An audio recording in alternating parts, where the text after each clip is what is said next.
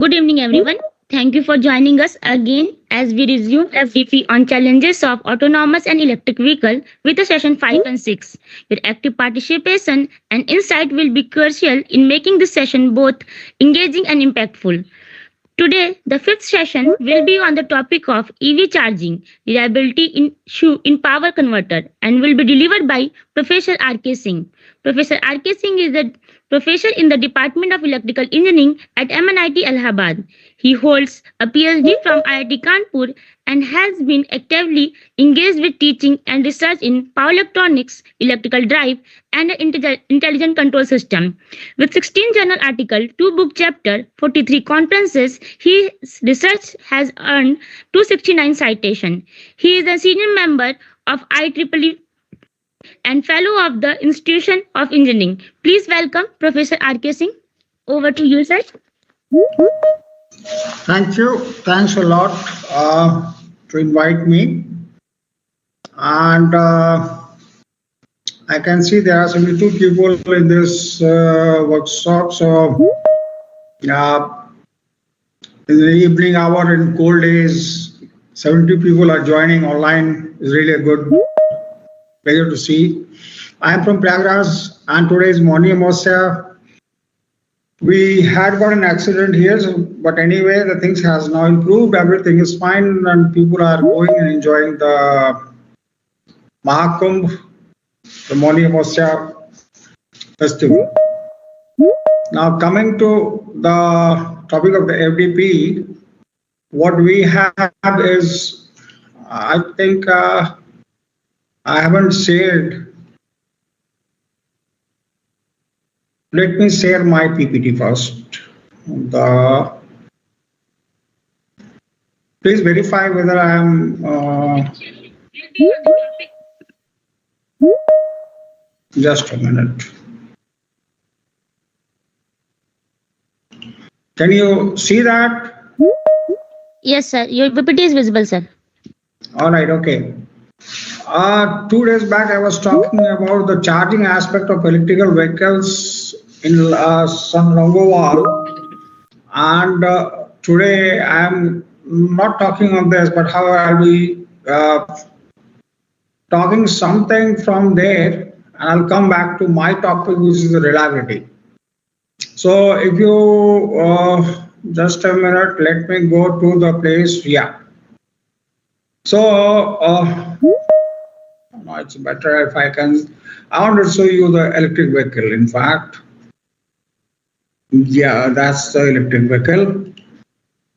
So here is the electric vehicle, and what you have is that's your vehicle where you have the wheels, and primarily that's to be driven. We are not showing anything about the physical where the passengers are going to sit and all other infrastructure, but here what actually inside is, and we are also not saying the gear system and other things like a differential and so on, is being driven by an electrical motor, and this motor actually needs power from some place. So primarily actually we take it from the battery, unlike the automobile where you drive the power from the gasoline, petroleum, or the diesel.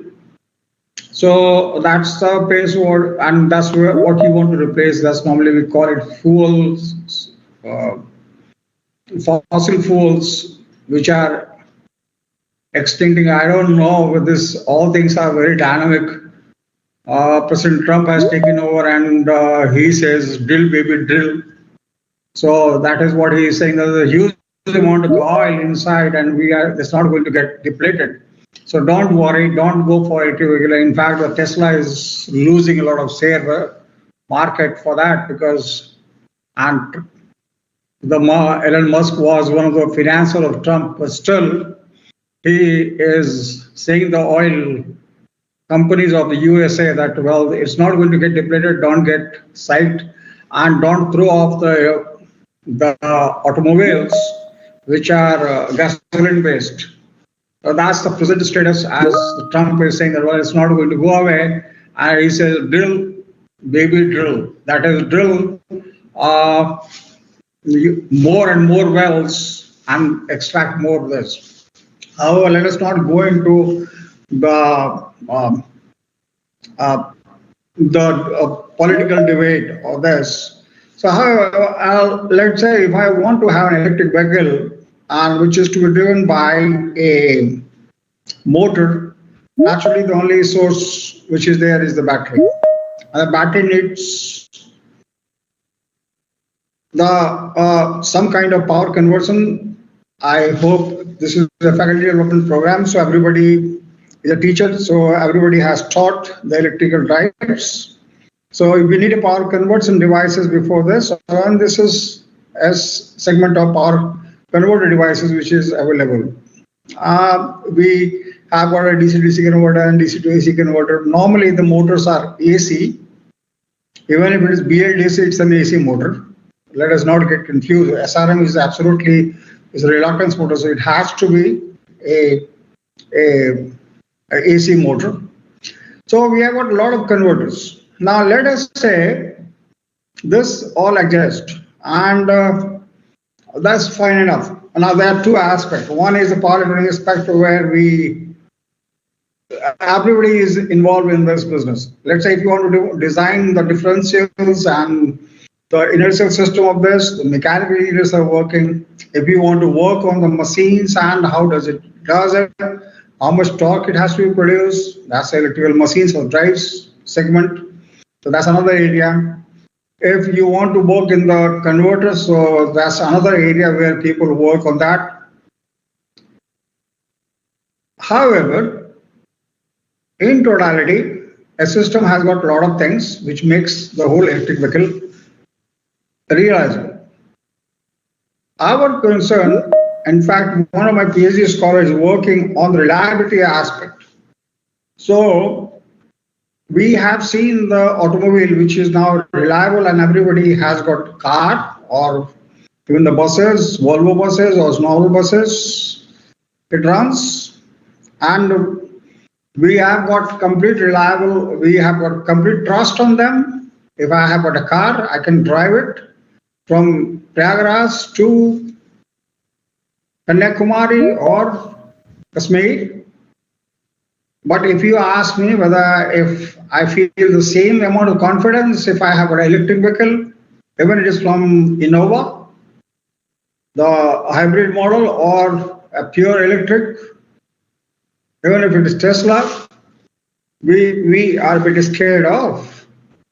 So one of the aspects what comes over in mind is the reliability. And once we understand the reliability of the system, then comes how can I improve upon. So today what I'm going to talk is the reliability aspects of the converters. Why converters we have taken is because that's something what makes it. I am not talking about the reliability of the mechanical parts, the machine part. These all actually makes the whole electric vehicle. So let's talk only about the reliability issues in the power converters. And before we go into that, that's a place. This is my first PhD. In fact, I am also working for the first time in this area, reliability. I actually worked in the DC to DC converters and in the protection of power system protection, image processing. These are the areas everybody has to diversify. So I also thought of, and I have got a PhD, and with me there's a French counterpart who is a co-guide. So he is an expert in reliability, so I'm learning reliability with him. And the whatever understanding that I have developed in during these 3-4 years, working with my PhD scholar, with my French counterpart supervisor, that's what I'm trying to talk to you. So, reliability anywhere, what I wanted to say further was every day, you get a new thing, you have to keep learning. You might have heard of that now.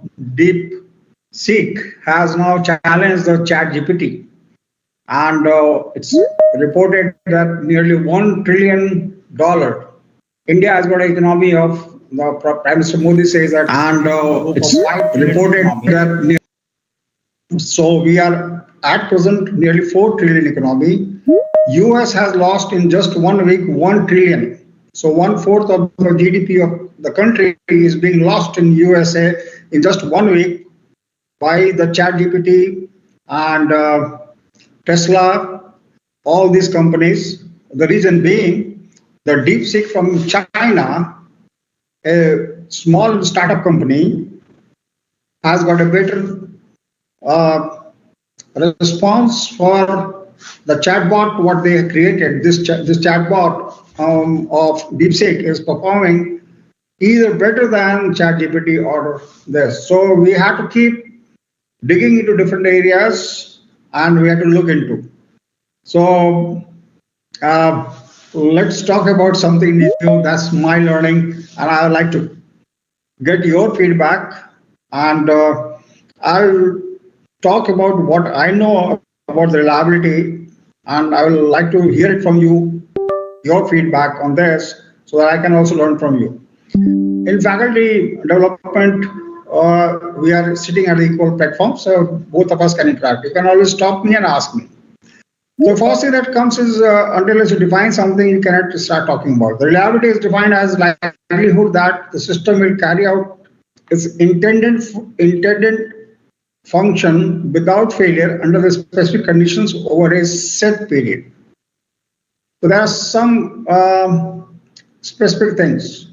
The function that we are presuming, that is what is expected from the system, should perform the same task, and it also says specific conditions, that is you cannot apply the normal conditions, right? So if I have got a bulb of 220 volts, and if it fails at 250 volts and you say it's unreliable, so that's the wrong way. So if I have got a bulb and if I'm operating at 220 volts, and what we expect is it should work for, let's say, 100 hours. That's a specific set period. The period, I will say 100 hours, 200 hours, whatever that timing that you will say. If that is there, we say the bulb is reliable. The company has provided us a reliable product. Right. And that's the gross definition. But anyway, it's something. When we talk reliability, when we talk in conventional way, we normally come up quite a term always, itne percent reliable hai. Say, you just try to define, we will come to mathematical terms and the percentage wise. However, the human understanding, when we are talking about the world of AI, is more a fuzzy kind of stuff. But however, the classical definition of reliability and the way that it has evolved is not exactly in the fuzzy, but it's a stochastic way of looking into the problem. So we'll be talking about that. It represents the system capacity to consistently achieve its intended performance and is vital consideration in system design, especially in engineering and industrial context. The key components of reliability are performance, failure definitions, specific conditions, and time period. So the system must perform its required function effectively without interruption or degradation in quality. That's what we discussed. Failure definition: a failure is typically defined as any event that prevents the system from delivering its intended performance. Even if it is doing a degraded function, this is considered to be a failure. The bulb has got a fuse, but you can have, let's say, a fan where you are operating, and if the fan is supposed to run at, let's say, 200 RPM and it is running at 50 RPM, you might have seen some fans which has gone bad, the winding has gone bad, and it is not running at full speed, but it is running due to the short or something, running at a lower speed, so it's a failure. Specified condition reliability is evaluated under the specific environmental and operational conditions, which may include the temperature, humidity, load, and use patterns. These terms we have discussed, and some which are left will be discussed in coming slides. Time period, we have already said the definite time period. Nobody is immortal. Everybody has to die, whether it's living or non-living. So everything has got expected life, right? So in the period, what we expect, a dog lives for 12 years and man lives for 120 years maximum. And a bulb lives for, say, 120 hours. So depends. Everybody has got some time period. But in the time period, whatever that we have got, we are expecting this to perform. The performance has to be as what we wanted. In machines, we want the performance not even to degrade, right? Well, the man gets degraded once after 60 years, you are being retired, but not the machines. Although the machine also shows a poor performance, but now it's not acceptable. That's a techno legal bindings. That's why you have got obsolescences of automobiles, the two-wheelers, after 15 years or 20 years or 10 years, depending upon whatever they have. So has got a techno-legal parameter also. Let's come to some factors where we decide the reliability. So some words which are coined are MTBF, mean time between failure, mean time to repair, failure rate. The failure rate is an important parameter, wherein what you say is the number of failures and the total operation time. So let's say if an inverter operates for 1500 hours and experiences 3 failures during that time, the failure rate is 3 upon 1500, that is 0.0 failures per hour. Now, with this failure rate, we define the reliability function RT equal to e to the power minus lambda t. RT equals e to the power lambda t. Lambda is the failure rate. So if, let's say for our case, we have taken is lambda equal to 0.002. So in that case, if you define it, and if it operates without failure is for 200 hours, the reliability is 0.67, or this means that approximately 67.3% chance that the inverter will operate without failure for 200 hours is 67%, right? So expected lifetime, amount of failures, and that's one of the indices that what we have done. If a man is looking into this, he will say this is fairly good because it's more than 50%.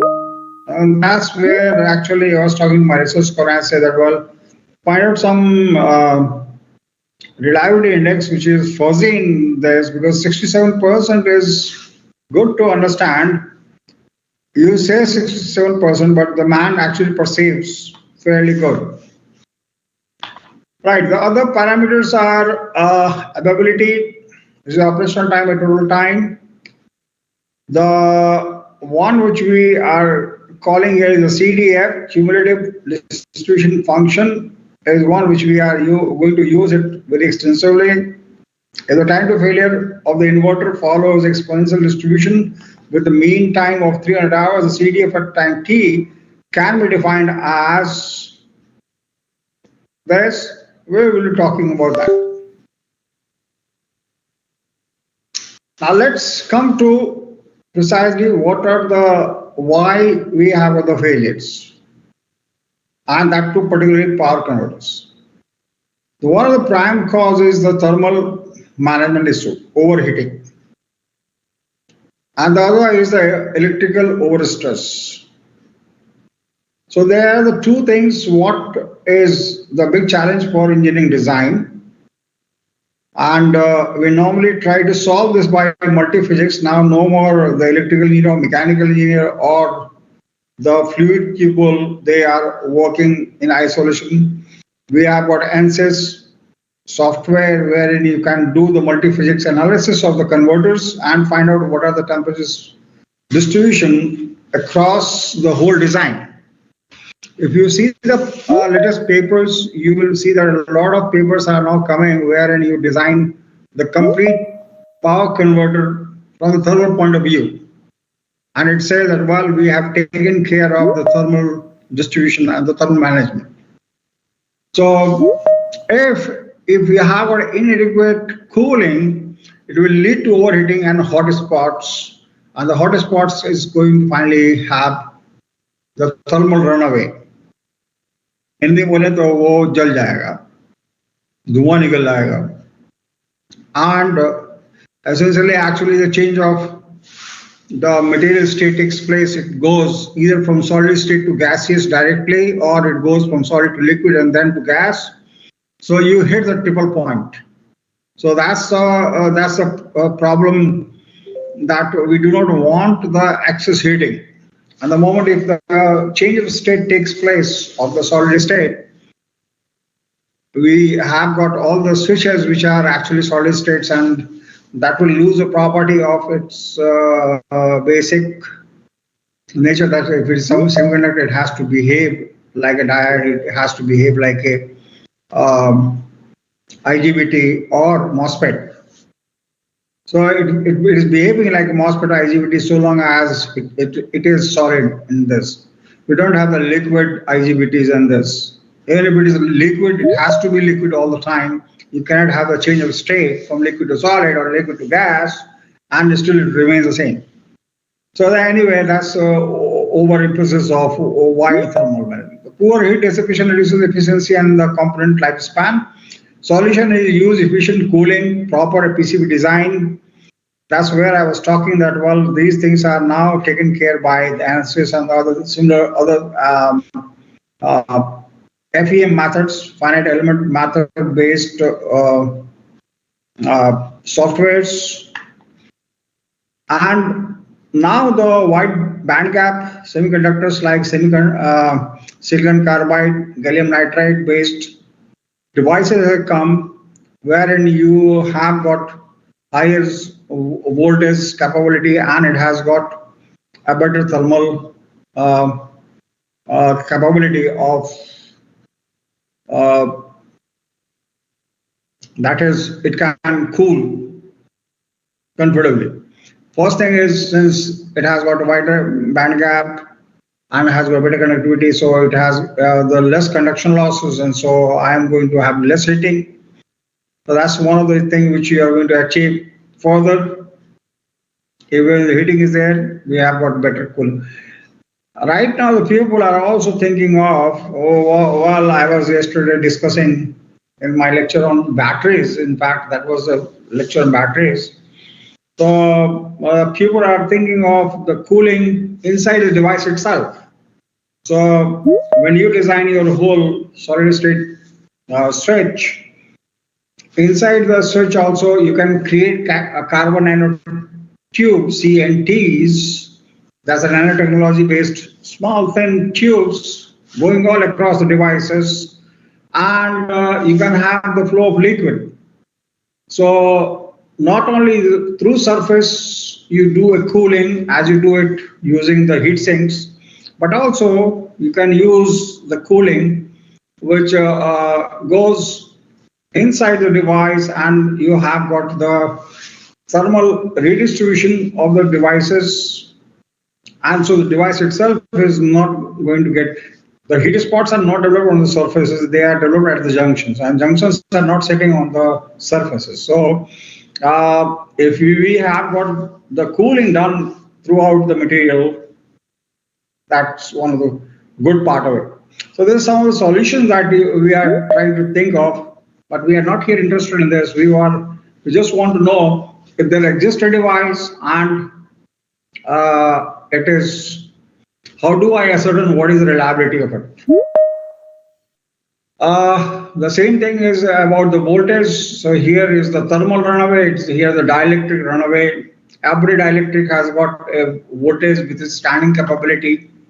So over voltage which causes a lot of electric field stress across the dielectrics, right? Or the material, and this leads to the polarization of or the electrical dipoles, and finally you get the electrical breakdown. So overvoltage and overcurrents due to the grid disturbances, lightning strikes can cause the the junction potentials and everything to go down. Well, even if you have an avalanche here or this, finally actually hotspot gets developed and it gets punctured completely. Breakdown of insulation, failure of power semiconductors, right? So use TVS diodes, convert circuits, and active production mechanism. Well, this is something if you are working in the converter design and try to rectify. The other kinds of failure are switching and control failure. Gate drive circuit failure causes incorrect switching. Poorly designed control algorithms leads to instability. Instability leads to failure. EMI affects the control signals. It's none of our business, but the thing is, I have got a controller and there is a strong EMI, electromagnetic interference, from some neighboring device which has affected our control signal, and that resulted into failure of our devices. One of the biggest thing which creates a problem is solder joints and packaging failure. The electrical or the electronics that's prominent with the solder joints.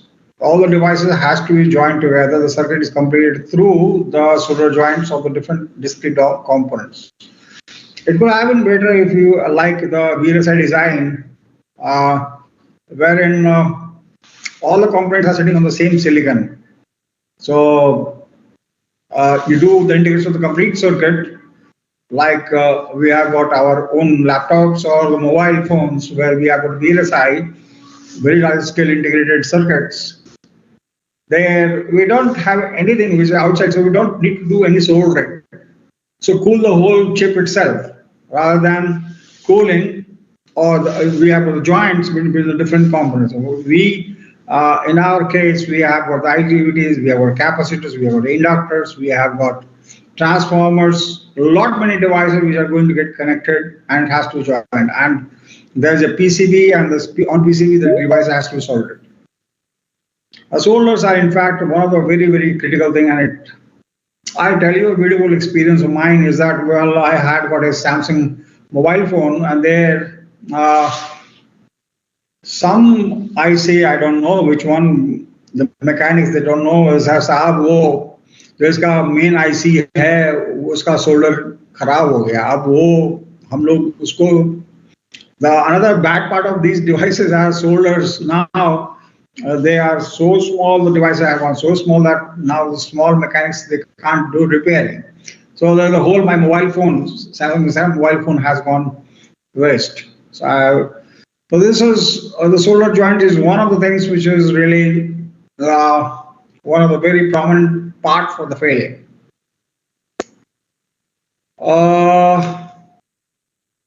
Right. So there are some of the ways in which you can. And if you're nothing, is there the aging and wear out mechanism. The repeated electrical and thermal stress degrades the component.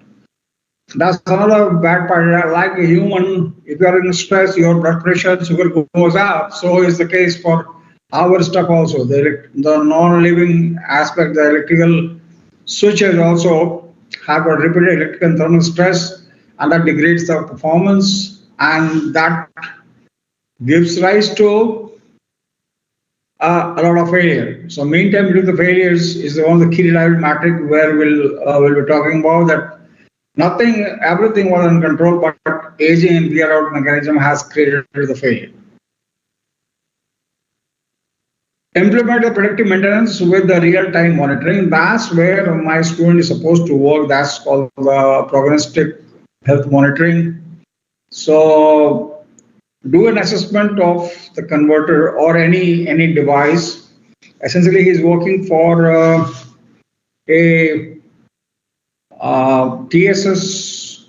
Uh, TSS is traction substation. There you have got a lot of converters, which is used to control the SCADA and the other stuff in the TSS, and they are fed through the UPS or the other AC to DC converters. So the question was, can we do an assessment of the converters which are feeding to this SCADA, because the reliability of the whole TSS depends upon how the SCADA was the health of the SCADA system. The SCADA system is wholly dependent upon the health of the power supply which is feeding to the SCADA. So that's where we are also working. And if you have got any indices where when we can go for predictive maintenance in real time, that will be improve the reliability of the complete TSS. The traction, we're talking about the electric traction of the railways. So in fact, the railways have got now electric traction is there, and so they are fed from the substations. Every 10 kilometers or 20 kilometers, they have got a substation. From there they feed to the overhead, and then through pantograph the engine draws the power, and the train is driven. Well, that's normally everybody is fully aware of. The environmental factors such as the moisture, dust, corrosion degrades the component. When the Britishers came, they termed India as heat and dust. There was a movie also of Shashi Kapoor. It's called Heat and Dust. So the India is very prone to heat and dust, or nearly the whole central northern belt is having heat and dust. Madhya Pradesh, Uttar Pradesh, Bihar. And if you go to the coastal areas, Mumbai, Karnataka, Kerala, Andhra, there are a lot of moisture. The humidity goes up, and that creates a corrosion. So that they are things which are the environmental factor, and it has got a very important. It's one of the very important parameter for degradation. Extreme temperatures accelerate the wear out. Solution is conformal coating, sealing, and proper ventilation. And that is, once you are designing it, you have to take care of. I think it is repeated over here. The grid and load disturbances. Yeah, that's another big problem. The grid and load disturbances is one of the things which is another big problem. That's why now the harmonics, voltage has their power quality issues that we are saying that it's now one of the very prominent thing. In fact, power quality, as a poor power quality leads to additional stress on the components. The power quality man, Professor Ashish Kumar Singh, whose talk was supposed to be done today, and probably he has got some assignment or something, he was busy, so he requested me to take the class. So he will be talking about these aspects. But anyway, whatever that, if this is not taken care of, that's going to impact the health of the converters. All right. So you do any kind of filtering, active or passive, but try to comply with the grid code so that we at the converter end should not face a difficulty. Right, so we have talked about the converters and what are the causes of failure, but let's come to the techniques by which we can do the analysis of these failures. And the way that We do that systematic approach to identify the root causes of failure, improve the reliability, and prevent recurring breakdowns. Our techniques to include electrical testing, thermal analysis, and vibration testing. This is one what I didn't talk about. That's something mechanical stuff, but that's another big problem, at least for our segment, because when you see the tracks illustration, if you are living close to railway line, you can feel the vibration still in your homes when the train passes by. So even we are far away from the the railway lines, but still we feel the vibrations. So think of the devices which are close to the TSS is on the track itself almost. So they have a huge vibration. So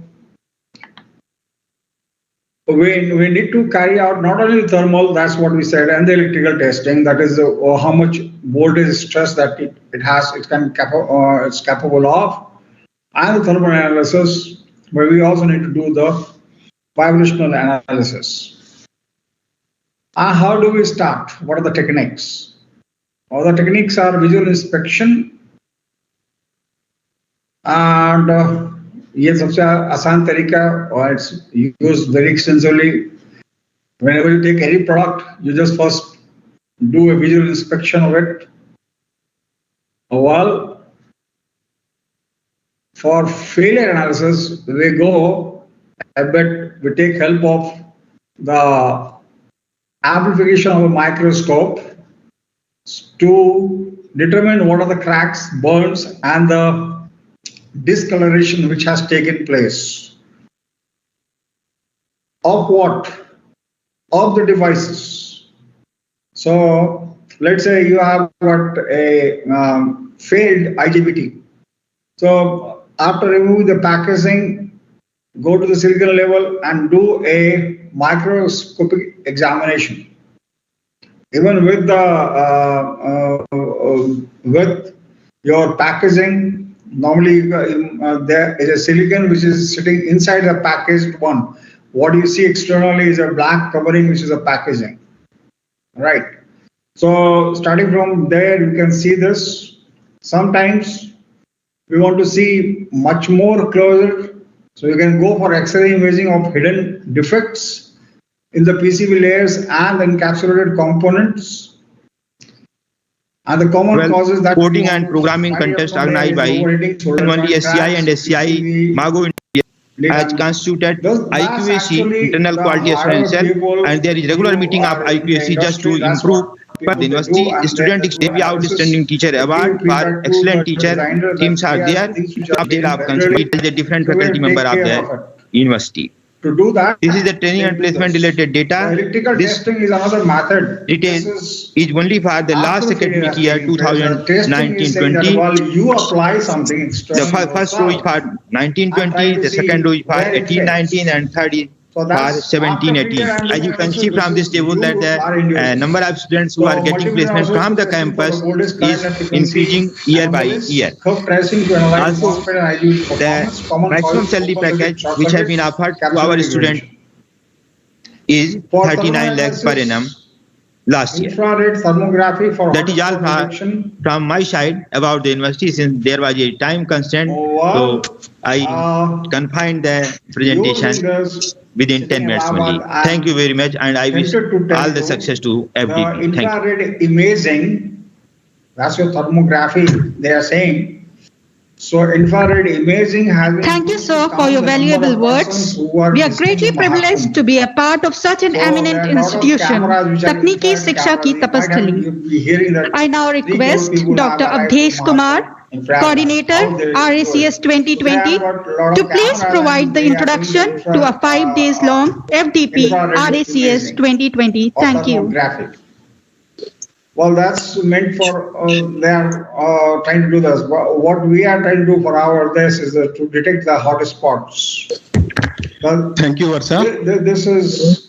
Shubh Navratri. You can सभी see participants को या देवी सर्वभूतेषु नियंत्रण रूपेण संस्था नमस्तस्यै नमस्तस्यै नमो नमस्तस्यै नमो नमः. if Honorable there is a Chief hotspot Guest, which is Professor right J.P. now Pandey, sir, in development or it Vice is Chancellor, Madan Mohan already Malviya University of developed, that Technology. is in Maximum process project in being execution. carried out by the different faculty So member there is a and department. device which is conducting, there is a temperature rise, put a thermal imaging, see to that how the temperature As you know, AI is distributed all across. problems of aerospace. Right. Very first thing that they have to give up about And that. then As with part of his digital master's tools, you thesis. can His go for PhD thesis was very to different. simulate the real world conditions. We need to validate from the experiments. So the experiments kind of got a warranty period. did this Say like for detection that of this, water is not and coming. then For example, do the simulation of real world conditions, not only the one what you are right now experimented with experimentation, you created a model and model, now do the simulation for all other things and see that how the temperatures are going to rise in the device. And check to that, why we are doing that, if the heat dissipation is as per what we have designed or not. If it is inefficient cooling system, rectify it. Or at least say that if with the system what you will adjust, that's what is the reliability of the system. The reliability study has got another important analysis way is the failure mode and effect analysis. They identify the failure modes and their effects and preventive actions. Assign a risk priority number RPN to prioritize the risk mitigation. Common causes are high risk components, design flaws, and the recurring faults. The root cause analysis normally starts with the 5 whys or a fishbone diagram or a fault tree analysis or a combination of all. What's a fault tree analysis? We say, for example, the failure of converter can result from several major faults. It can be power supply failure, it can be simulator device failure, it can be control system failure. So from the top level, if there is a failure, we have got possible all the things listed, right? Now we go for each one of them, we'll take it up. So on the top, I don't know, can I draw it here? I think I can. So here's a failure. There are 5 of. So let's say this is your power system failure. PS. In PS, I have got further down, I am creating, that's why it is called tree method, right? So it has got a lot of ways in which it can fail. Power system, it can be semiconductor device, SD. I'm writing with mouse, so you might be seeing that a lot of things are going. This is a control system, CS, thermal stress. So you created that's your device, the complete system, all right? That's your converter system. Let us say I will say just a converter, CO and V converter. This converter has got these components, and now coming to power system, I can have a just a minute. I can have an input power fluctuation, which is going to create a problem. Faulty rectifier circuit, transformer failure, DC link capacitor degradation. Similarly, if I go to the next one, the MOSFET IGBT failure due to the over voltage, short circuit in the switching devices, open circuit in the power switches, gate drive malfunction. So we'll go by reliability of each one of them individually, and then for a given fault, we'll multiply, or we have got its own mathematics to say how do I decide the overall reliability of the converter. The other failures are like control system failure, faulty microcontroller DSP, incorrect pulse width modulation generation, sensor failures, and there are hundreds of things which can fail. Thermal stress in liquid, heat sinking, cooling fan failure, high ambient temperature, poor thermal, like in some very extreme hot days of summers. Your ambient temperature has gone up at 50 degrees centigrade, and further it's supplying the load, so it has gone further ahead and caused the failure. A lot of ACs, they get failed in the summers because of this. The ambient temperature goes very, very abnormally high. Or in European countries, the ambient temperature goes too low, -30, -40. So there also again it has got a failure. EMI, poor grounding and shielding, earthing is not proper, and so the shielding is not in there, so it started creating the EMI problems and will lead to. So there are some of the issues which can lead to the failure. Let's go back. Oh no, come on, why it is not returning back? Something has gone wrong. Just a minute.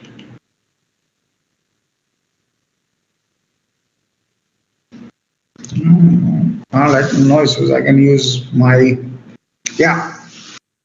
So focus on eliminating the root causes instead of the symptoms, and we try to find out the common causes. Also, like underrated components, environmental stress, weak shoulder joints, other things. That's what we discussed earlier.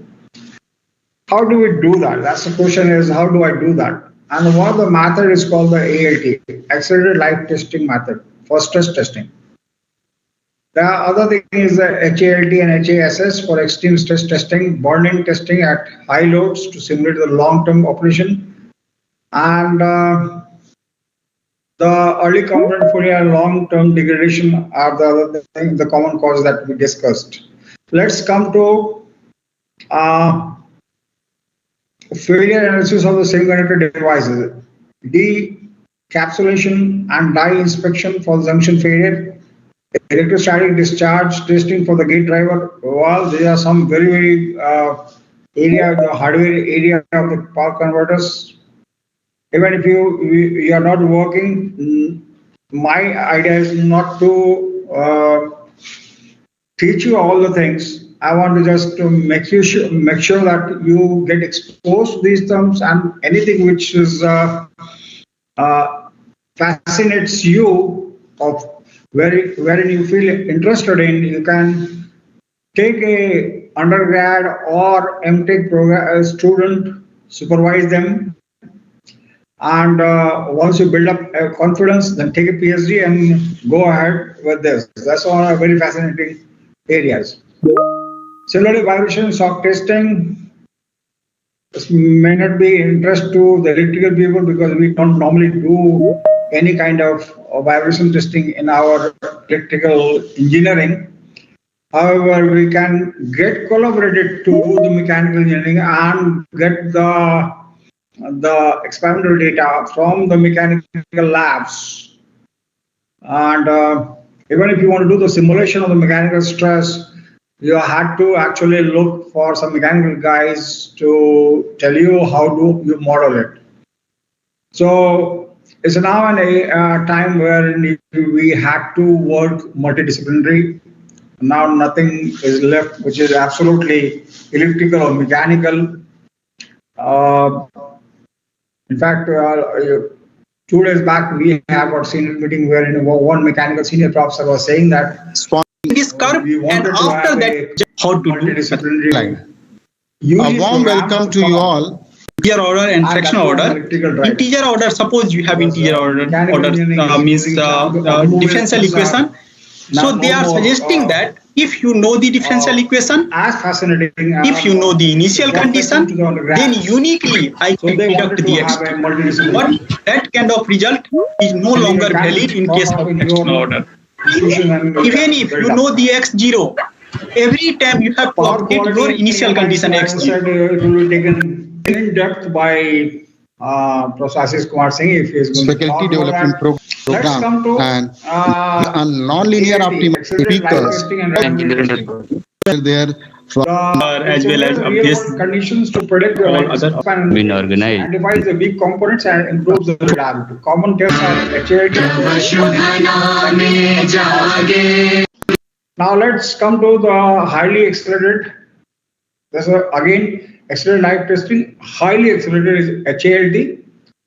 What you do is expose the power converters to extreme conditions to detect the weak points. Include the thermal cycling, voltage stresses, vibration, and the humidity test. And then determine the at what value it has failed. When I was discussing with my PhD scholar, I said, well, I remember that when I had been to Jamshedpur where the Tata Motors was there. Now it's earlier it was called Telco, and they used to manufacture the trucks. And the way they used to test, I have heard through the persons living there. I haven't seen it, but as I heard of that, they have got a very poorly. I would say a natural kind of terrain wherein they used to drive at very high speed. So the churches used to run through and they used to see to that what are the components which are failing. So they used to, this is the way to test it out. So after manufacturing, there will be a driver who will run this at 80 or 100 speed, a bumpy natural terrain. And once it comes out, how many nuts, bolts has gone down, what are the other components which has gone down, they'll check it out and then find it out. The same way, what we are doing here is take a let us say IGBT. Now what we expect is it is going to go up to 80 degrees centigrades. So deliberately what you do is you try to make it work at a higher voltage. Say it is going to operate from 220, so you expose say 500 volts. The current that you draw is also high. Make the temperature to rise, not 80 but go up to 200 degree, 150 degree. All right. So you expose the power converters to extreme condition. All right. Experimentally. And detects where it is failing. You also include the thermal cycling.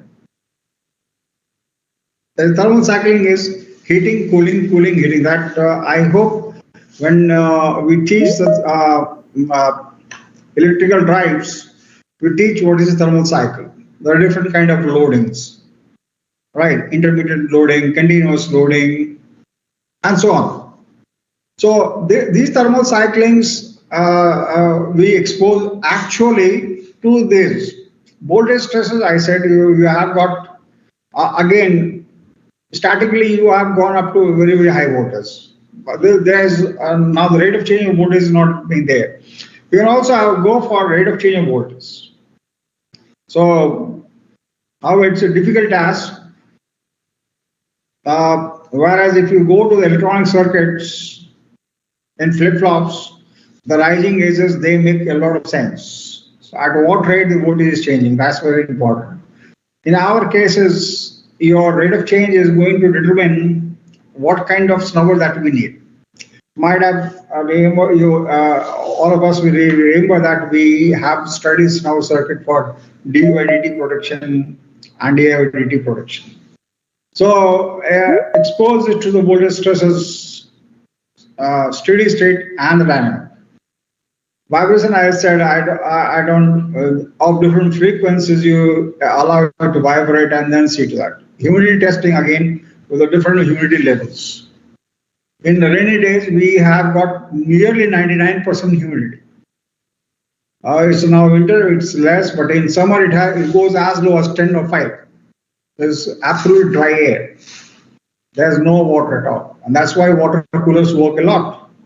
Right.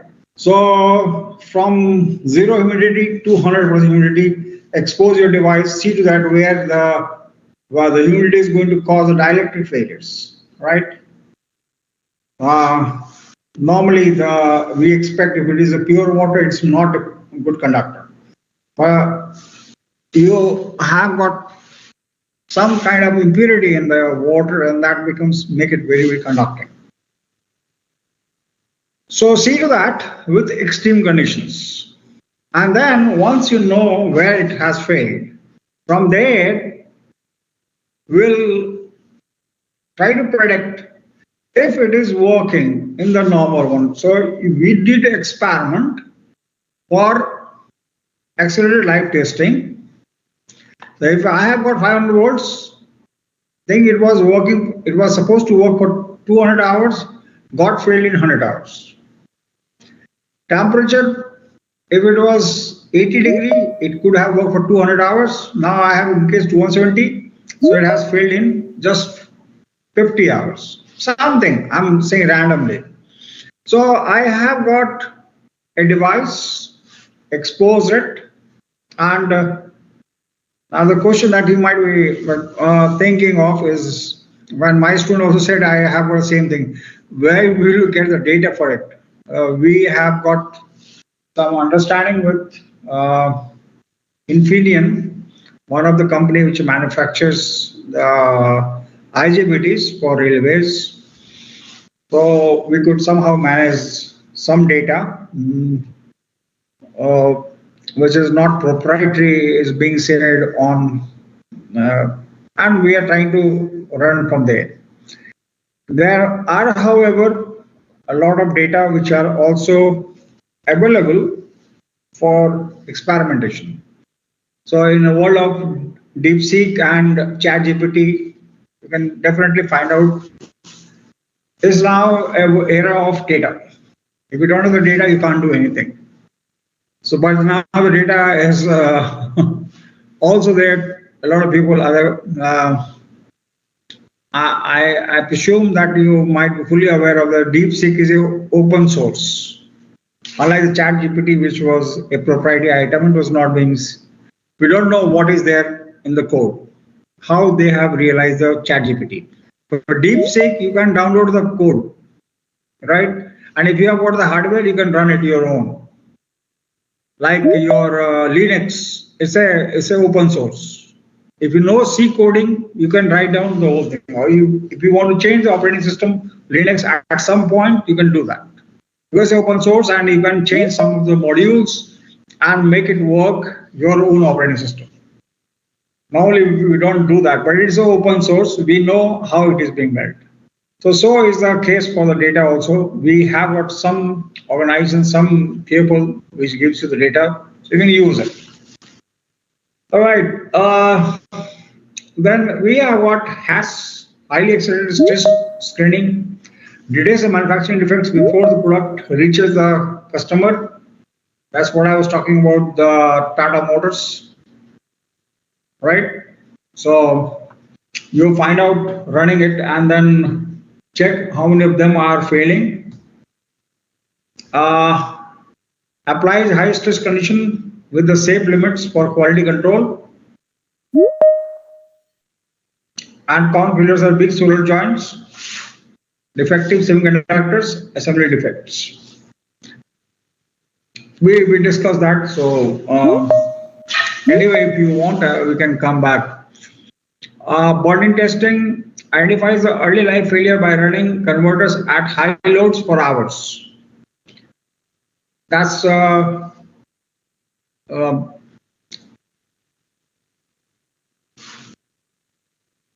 high loads are not saying that overload. So you have designed something for, let's say, 2 kilowatts. We expect the loading to be normally 0.6 to 0.8. So if it is 2 kilowatt, so 0.8 is 1.6 kilowatt. So we expect the 1.6 kilowatt is the normal load. When you say high load, you run it absolutely at 2 kilowatt for hours and see to that where it fails. Full load or close to full load. That's the high loads. and see if there is early failures. Monitor temperature, voltage, and current for failure detection. And why we have got these failures? Capacitor degradation, semiconductor breakdown. This is one of the very clumsy or really bad element in our circuit is the capacitor. The dielectric, to make it smaller in size, in between the plates, we put a dielectric. And normally it's electrolytic, so we put some electrolytes, right? And these electrolytes are vulnerable to humidity, temperature, and everything. It's a kind of gel. So we can understand it has got a limitation. Normally DC capacitors. Temperature humidity testing, we discussed it. So our thermal cycling, we also discussed it in detail. So I'm going to skip this one. Power cycling test evaluates the power signal under the repeated switching cycles. All right.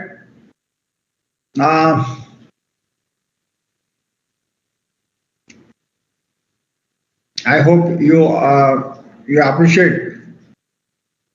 The switching cycle doesn't mean that we have got all the converters. The IGBT MOSFET, they are going to run with the PWM always. What we are talking about here is that you have got a converter having a cold start and stop, abrupt stop. That makes one switching cycle as a whole. So that means you have got the starting tangent and turn on transient and turn off transients. Not only the the one where you do the PWM, but also when you do a cold start, the inductor capacitor, they are sitting at cold. So you have got a additional transient exposure to the devices. Right, it takes a bond wire fatigue and junction degradation in IGBTs. Well, they are the common failures.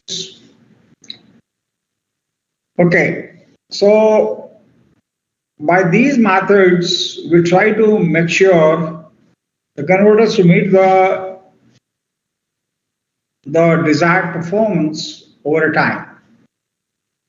And to do this, we have discussed the ways in which we do the analysis: Halt, Haas, Berlin, and an voltage stress test. So these are the ways by which we do that.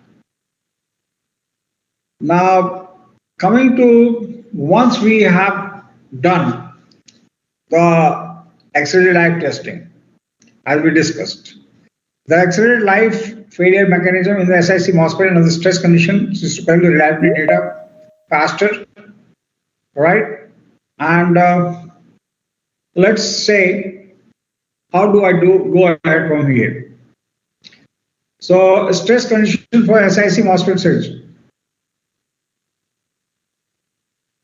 we have got temperature, voltage, and current, which I applied to accelerated failure. Testing at a 3 stress level, 1 to 3 times the normal operating temperature. So what we are doing is, let us say that we have taken a bunch of 100 devices, 100 IGBTs.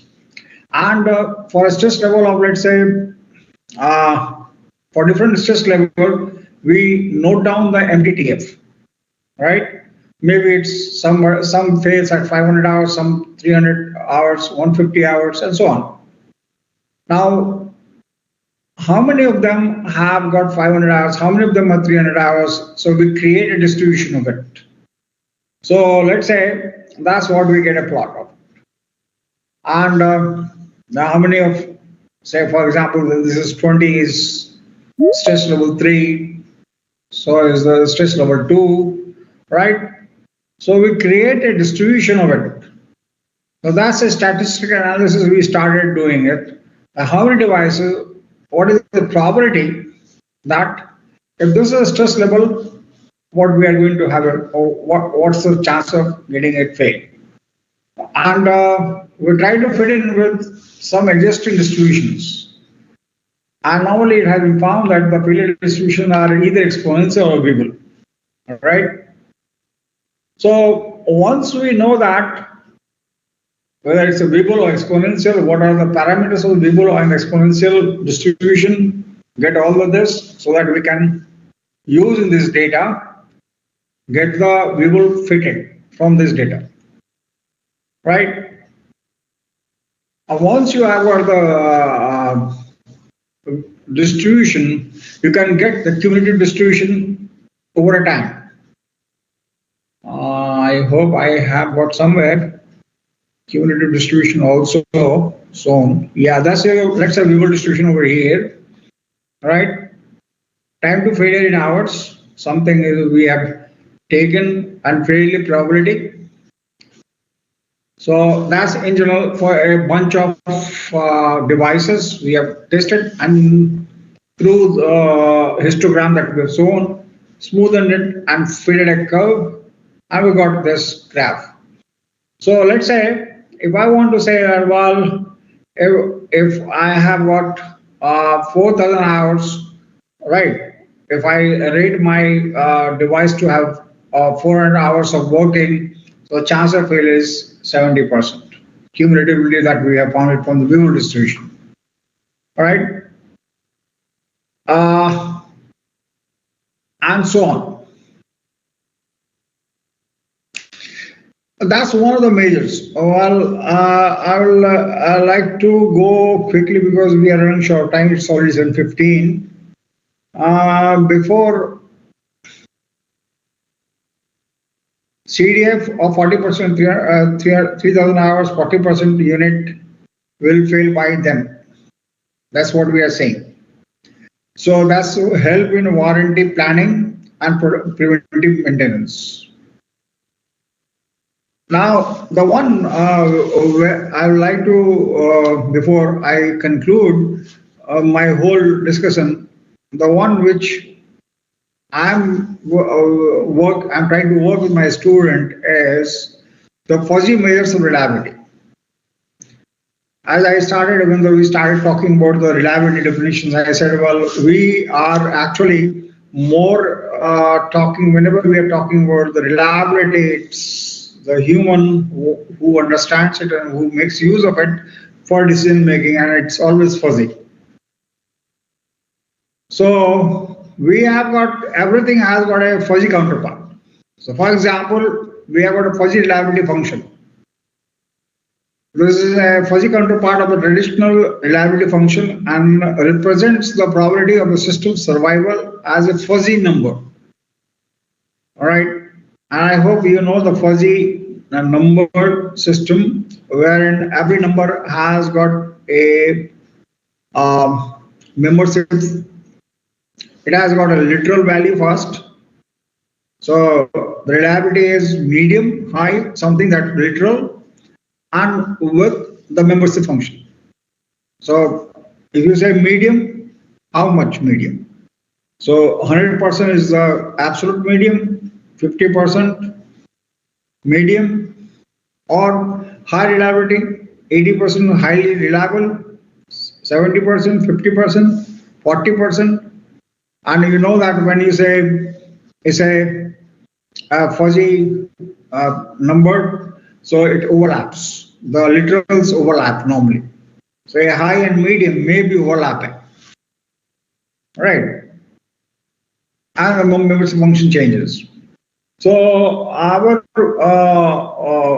my team with my student is to employ these distribution functions, and I haven't talked about the other formulas and the Arrhenius model for temperature and all this. This is used to calculate the other things. We do not have the time to talk about that. So apply this and use it. Well, this is all actually available from the literature. You can always find it out. So the idea here is, can we extend and get the fuzzy values? Now, fuzzy also has got a lot of variants, right? Fuzzy type 1, fuzzy type 2, so on. So we need to experiment around with it and come up with a fuzzy notion of the reliability and how does it can help for prognostic health monitoring. So that is one of the challenges where we are working, and anybody interested can also work with their students, or they can collaborate with us and we can work together. The number of things are there. I also did it from ChatGPT. This is ChatGPT output. So if you put on ChatGPT, you will get all this. That's not a big deal. You cannot get it. The thing is, how do I realize it? All right. So I'm not going to read out all this, and it is very clear in this. But I think this is what I wanted to talk about, the reliability issues with the power converters. And I think that's all from my side. There's no slide for thanks and questions, so I'll stop here and ask, or I'll better ask you to ask me question. I'm saying discard. I'm minimizing it. Yeah, over to the conveners for question. Any participant want to have any interaction on any slide number or anything that you want to, even without slide, you want to ask and talk, we are open to that. Thank you, sir. Thank you, sir, for your enlightening lecture. We deeply appreciate the time and effort you have taken to share your valuable knowledge with us today. Thank you once again for making this session so impactful. Now, I request to participant, please ask the question, and you can also write in chat box. Yeah.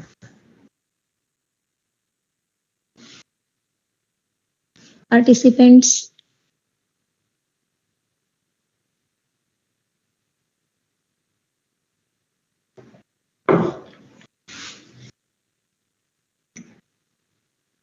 It's yeah, somebody has raised the hand. Vinith Kumar.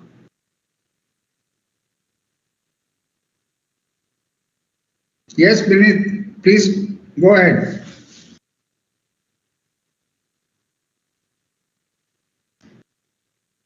I can see Vinith Kumar hands up.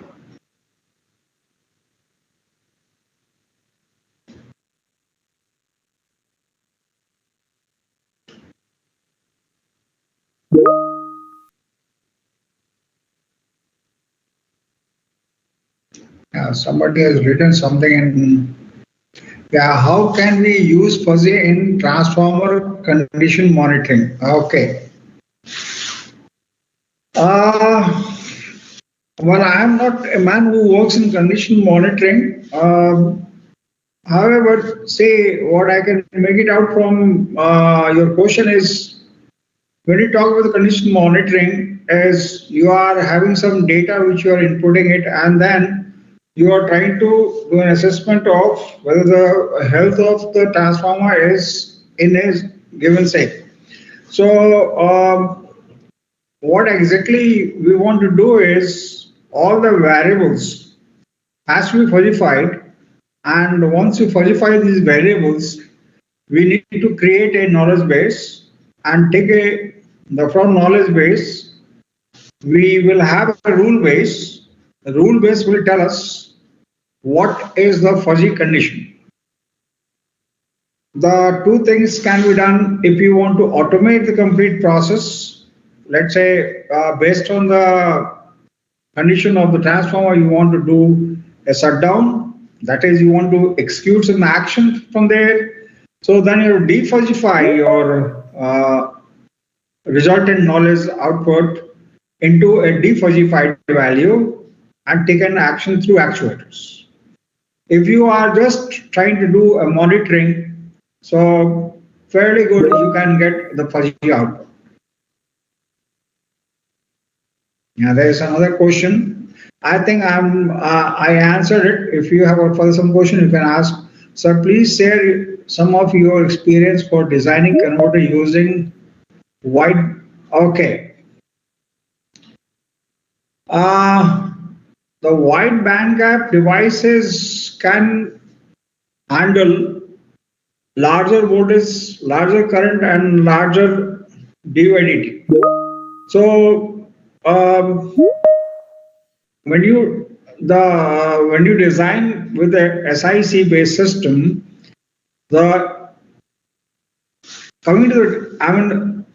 theoretically you have got everything ideally as a switch. So when you design the circuit, it's a switch. It doesn't matter whether it's a silicon or silicon carbide based, right? Wide bandgap device, or it's a normal device. Now, however, when you want to realize that, right, this is particularly very, very important. Let's say when you are designing a resonant converters. Resonant converters actually has got a huge over voltage due to the resonance. So there, the device rating goes down. If I take and the device counts also come down. So there, once you go for realization of this, there you get an advantage.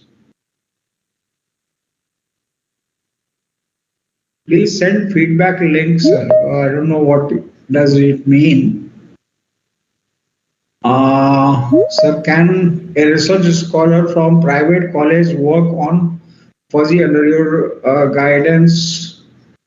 Yes, anybody can work. That's not a problem. Provided we are free, there's no restriction for us. Academically, the institution do not stop us to interact or to work with anybody. We can work with anybody, private or government or NIT, state engineering college, everywhere.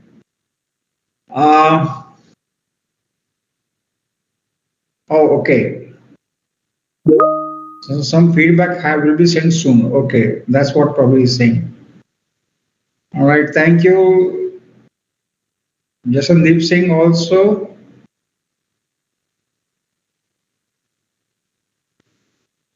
Hello. Yeah, Gaurav. Hello. Good evening, sir. Good evening. Sir, if we want to design any converter with the help of wide band gap devices, then I just want to know that if we are comparing a converter with the normal semiconductor and wide band gap semiconductor, so what is the what was the difference in the costing scenario and any other important factors that apart from the ratings that you have said that higher voltage and current? Costing, my dear, it's still costlier because it's a new technology and people are, whenever new thing comes up, they charge not only for the device, but they also charge for the development. So let's say 10 years, they have worked on silicon carbide device to mature. So they will charge everything from us. So these devices, they are a bit costlier than the normal devices. That's why still people are working on the silicon. They are costlier, not less than 1.5 times to twice the cost of the silicon counterparts. So somebody says that, well, if I can design my servers properly, why do I need to go for wide bandgap devices? I can still control it. Because earlier we were happy and a lot of devices are still, but when you go for miniaturization, see the problem is when you want to miniaturize and there you are constant to use it because the wide bandgap devices are very small. They need less heat dissipation, everything. So these are things which are advantages to us, and that's why. Can I just tell I'm in a class. I'm getting a call. Sorry. So this is the technical aspect. Unless it becomes very, very essential. For normal application, silicon devices are good enough.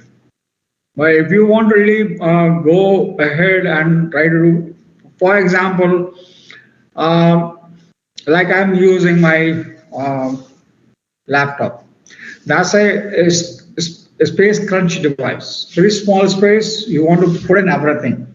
So there, the whole distribution, if I get a silicon carbide counterpart, even if it is costly, I will use it. But let's say if I am using only for a power supply, fairly good, I can go ahead. So depending on the application, we can go for silicon device or silicon carbide based or gallium nitride based. After some time, the cost is going to come down. Silicon is not going to cost anything. It's a very cheap thing. Silicon is abundantly available in the nature. So it's going to be absolutely cheap one. Only thing is they had to first take out the money for the development. Let's wait for some more time. It will become cheaper. So your all devices will be shrinking in size and having a equal cost as the silicon. Sir, shall we fire wideband devices with the help of a simple circuit like Arduino, Uno, or? Normally, you need a driver circuit. Without a driver, you just can't fire even silicon. People normally what they do is the opto isolators they use and they MOSFETs and IGBTs they get fired, right? But they are not reliable. And along with the driver, you also have a protection circuit. So it's always advisable. My scholars also they use the same thing. They just drive from Arduino, but that's not I prefer. I just normally say that you use a driver circuit, right?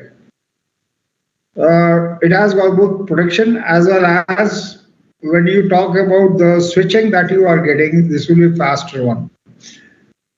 People normally work with a low frequency, so they are not very particular about the switching times. So driver circuits are necessary, even with the silicon also. So do use silicon. Even with this driver circuit, even with the silicon devices. Silicon carbide, definitely you have to use it. There is no escape from there.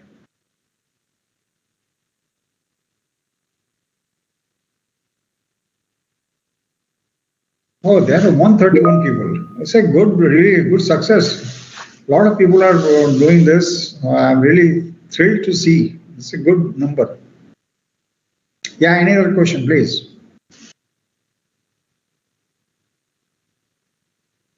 You all.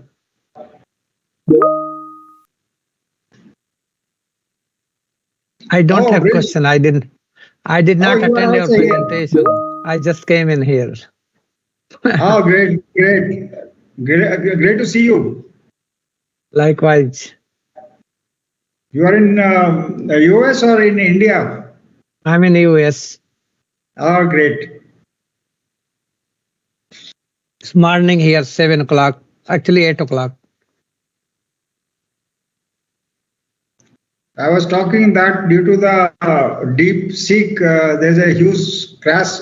Your prices has dropped. The share prices has gone down, and 1 trillion has been lost. That's the news. Yeah. Yeah, so stock market is a sentiment. It's not a truth, real thing, right? So people who go for short selling and who don't have emotional intelligence, they should not invest into stock market. Mm-hmm.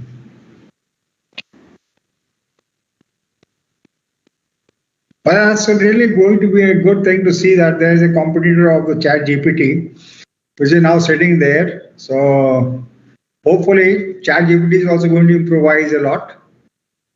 Yeah.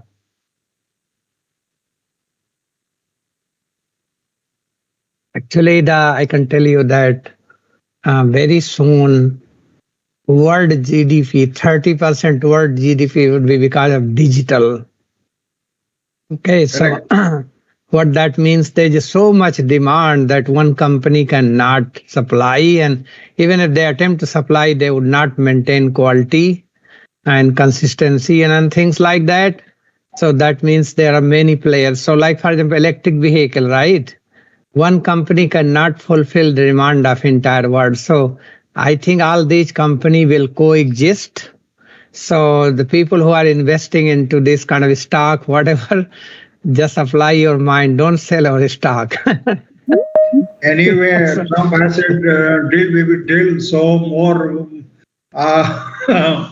automobiles are going to grow. Earlier, sentiment for the automobile was really bad. So, but then it's a good push by Trump. No, I think it will slow down. You want to electric vehicles? Yes, it is a electric vehicle adoption will be going down, but not drastically. There are a couple of reasons.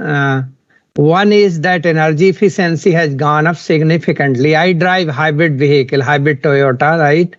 It's like a family size SUV. And before that, I was driving conventional vehicle. I need to go once in 3 weeks to fill tank.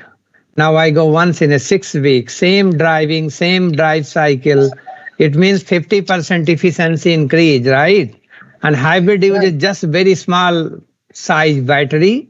So hybridization of electric cars actually are going to reduce the energy consumption. And once energy consumption goes down, then gas price will go down. So the electric vehicle just cannot compete unless there's a government subsidy, right?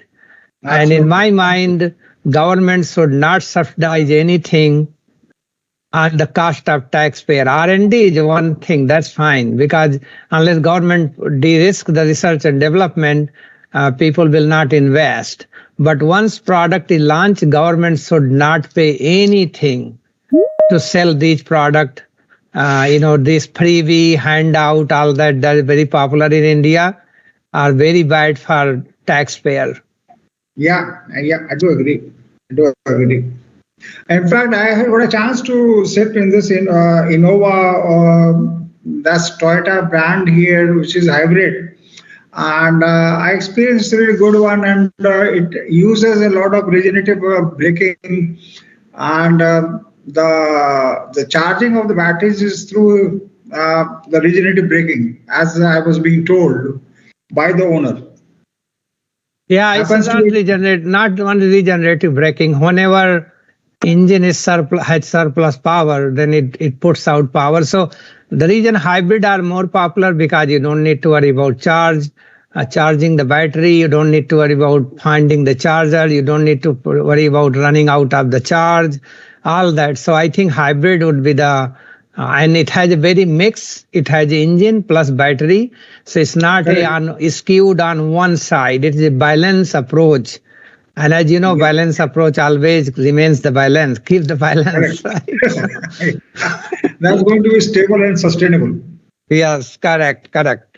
Yeah. So electric vehicle, I'm not that hopeful, but hybrid, I'm extremely hopeful. My personal experience as well as the engineering mindset tells me. Absolutely. Yeah. Any participant, if you want, I think, let me just see the chat. If something is there. No, it's all done.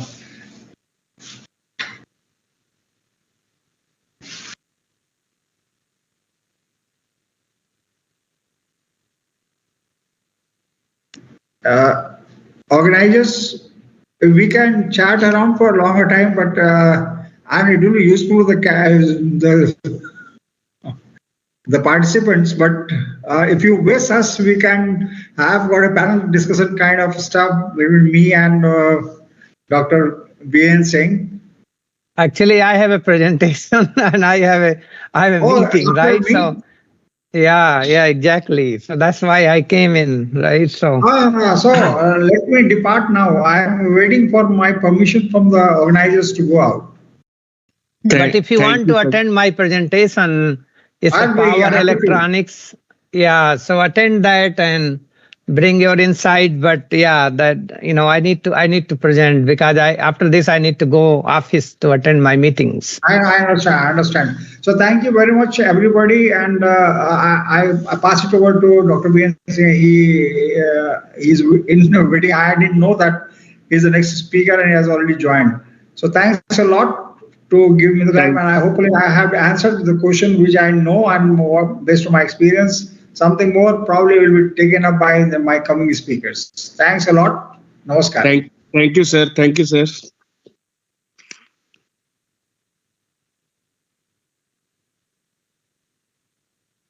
Hello. Yes, I sir. am there. Yes, sir. Good Now evening, sir. the sixth session. Good evening. Good morning to you all. Good morning, sir. Sorry, good morning. Okay. Nikita, start the session 6. Okay, sir. Now, the sixth session of this FDP will be taken by Professor Brij N. Singh on the topic of power electronic system for precision and environmental friendly agriculture. Professor Brij Singh is a technical fellow, power electronics engineering in John Deere Inc., USA. He has earned BE degree from Madan Mohan Malviya Engineering College, Gorakhpur, ME degree from IIT Roorkee, and PhD degree from IIT Delhi. He has authored or co-authored more than 100 research papers. He has 39 granted US patent and 1 trade secret.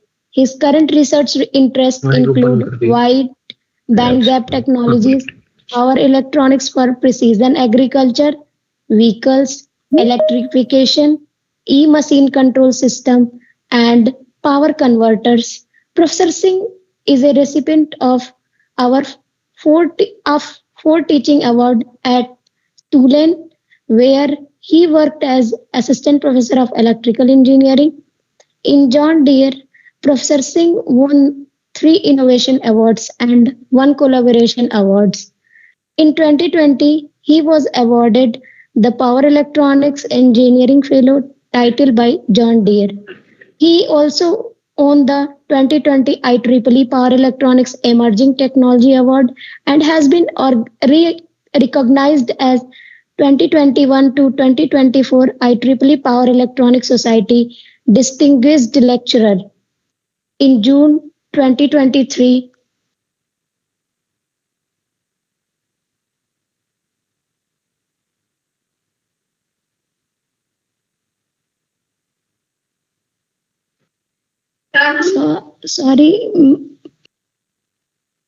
In June 2023, U.S. Department of Energy recognized Professor Singh's outstanding contribution on and insightful technical expertise by Distinguished Achievement Award.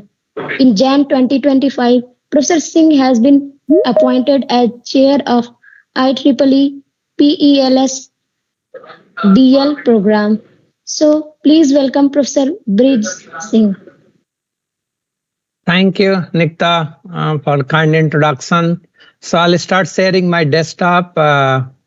And I have a couple of videos, so I will share both sound and okay.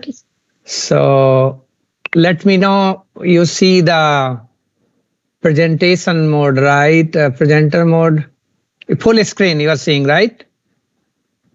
Yes, sir. Okay, perfect. So thanks for having me for this event, Faculty Development Program, and thanks for your time. And it's nice to be here. And, MMUT is my school. Actually, I went my undergraduate degree there. So anytime any request comes from there, I am always excited to be part of it.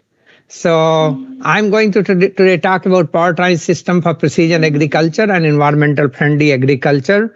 So what that is basically, if you look at the greenhouse gas contribution in the environment, so there are 4 main culprit, I would say. The first is power generation and second is transportation, and they break even 29-28% greenhouse gases. And these are carbon dioxide, methane and nitrogen oxide. All of 3 of them together, they call it carbon dioxide equivalent, CO2 equivalent, and I can give the breakdown how potent they are. And then third is actually if you add the dairy, poultry and agriculture, like a mainly feed industry, like a human food production system, then human as well as animal, I would say, production system, then it contributes nearly 20 to 22% greenhouse gas emission in environment. And then fourth is actually construction industry, and mainly because of cement industry contributes nearly 3 to 5% greenhouse gas emission. So in developing country like India and even developed nation, still there's a lot of construction underway, and this is not good for environment. So how you can solve this problem, particularly agriculture related? So how you can precisely cut down the carbon equivalency going into the atmosphere, and power electronics is enabling technology for that. So that's what I would be talking into today. So little bit about myself. So I'm from a farming background from India. So I'm from neighboring district, actually from the Prayagraj Jila in India. I'm from Fatehpur in India. Just not far away from where you all are, or at least this event host people, right? MMUT, right? So Gorakhpur and I misspoken. Prayagraj versus Fatehpur, right? So anyway, Gorakhpur is not far away, it's within Uttar Pradesh. So, but then I bring my farming background, insight and knowledge and apply into technology innovation in a company that produces farm equipment, agriculture equipment. Then I will talk about Deere and Company, mainly the unit I am part of in John Deere is the largest research and development group, nearly 8,000 personnel, and a lot of them are engineers by training and trade, are working in this and continuously doing innovation, developing new technology, new products. So there's a BDO I would say, right? Then I will little bit talk about glorious past. John Deere is one of the oldest company, founded in 1837. So we are 188 year of the life of the company. And maybe this is one of maybe handful of, corporation in our states that were founded and grew organically without being acquired. So John Deere has passed the test of the time over a year, right? And then I would talk about the some electrified example, mainly for precision agriculture, how precisely we put seed in the ground, how we dispense the starter fertilizer, how we do the soil chemistry in real time and things like that. And then apply the prescription, which is mainly NPK, nitrogen, phosphorus, potassium application. So have the quality grain production, grain that has a very high protein content and things like that. And then precision spraying. So once you've done the seeding operation, means prepping the field. After that, you do seeding. When plant emerges, it is likelihood that plant may suffer, issues like a attack of herbicide or attack of insects and all that. Another could be drought situation. So now there are some crop or some grain that are drought resistance, right? They can still go bumper grain production even if there is not so much rain. And then unlike in India, in the US, there is no canal system actually. It's all relying upon either underground water, and there is huge regulation in the US that if you want to dig a well for water pumping, you need to take approval from the municipality or the local government. It's not like India, you just go and put water pumping system anywhere and nobody will bother you. In the US, it's a highly regulated resource. So you need to be very, very mindful. So you need to protect the crop, right? Against the drought, against the attack of insects and all that. And then I would little talk about silicon carbide inverter that I developed in John Deere. Now it's going in production. And one of the issue that farmer in US, I would say in India too, my elder brother, he still does farming in India. And one of his main pain point is finding people to work in farm. So finding a skilled labor to work in farming field, agriculture field is not very easy, right? So we are automating a lot of agriculture vehicle functions. So farmer is only doing needful work there. Sometimes autonomous driven vehicle are doing the job in the field. And then I'll put the summary comment. So a little bit background, in addition to introduction, I want to give the background, my farming background. So I'm from Uttar Pradesh. And then, this is the map of Uttar Pradesh. So Gorakhpur is somewhere here, I think, like somewhere here, right? So Fatehpur is actually here. And the good thing about this is it's surrounded by two rivers. It's called Doaba, right? You guys may have heard about it. So it's like when I was growing up there, before I migrated to North America, I saw that farmer usually used to take one crop per year, was very, very, very, very, very common. But now, in the summer of 2022, I was in India during summertime, and I saw, lot of, farming operation even during summertime. So farmer have begun taking 2 + 4 crop depending upon the crop rotation. So grain production has gone up significantly, and one of the reason land is very fertile, water is immense available there. So I come from this place. And then another thing is that, we pulled the record from a government office, revenue office, like a tahsil, and found that my ancestor have done farming in this village since 1360. And maybe that was the time, various government, by Mughal and all those guys, started maintaining the record for tax collection. So I'm sure my people have lived in this place maybe many, many thousand years. And so proud to be from farming background, and I apply that knowledge, insight in my job here. So that is me. So once you know yourself, then you also need to know your product, and you also need to know your customer, how they are going to use your product. So essentially, until I came North America, I was living in Uttar Pradesh, Delhi area. I earned my PhD degree from IIT Delhi. So then I migrated to Montreal. So as you know, northern India gets very, very warm, nearly 50 degrees C temperature. And then Montreal gets very, very cold in the winter time frame, nearly minus 45 degrees C. Then I joined Tulane University, New Orleans, where I was teaching and doing research.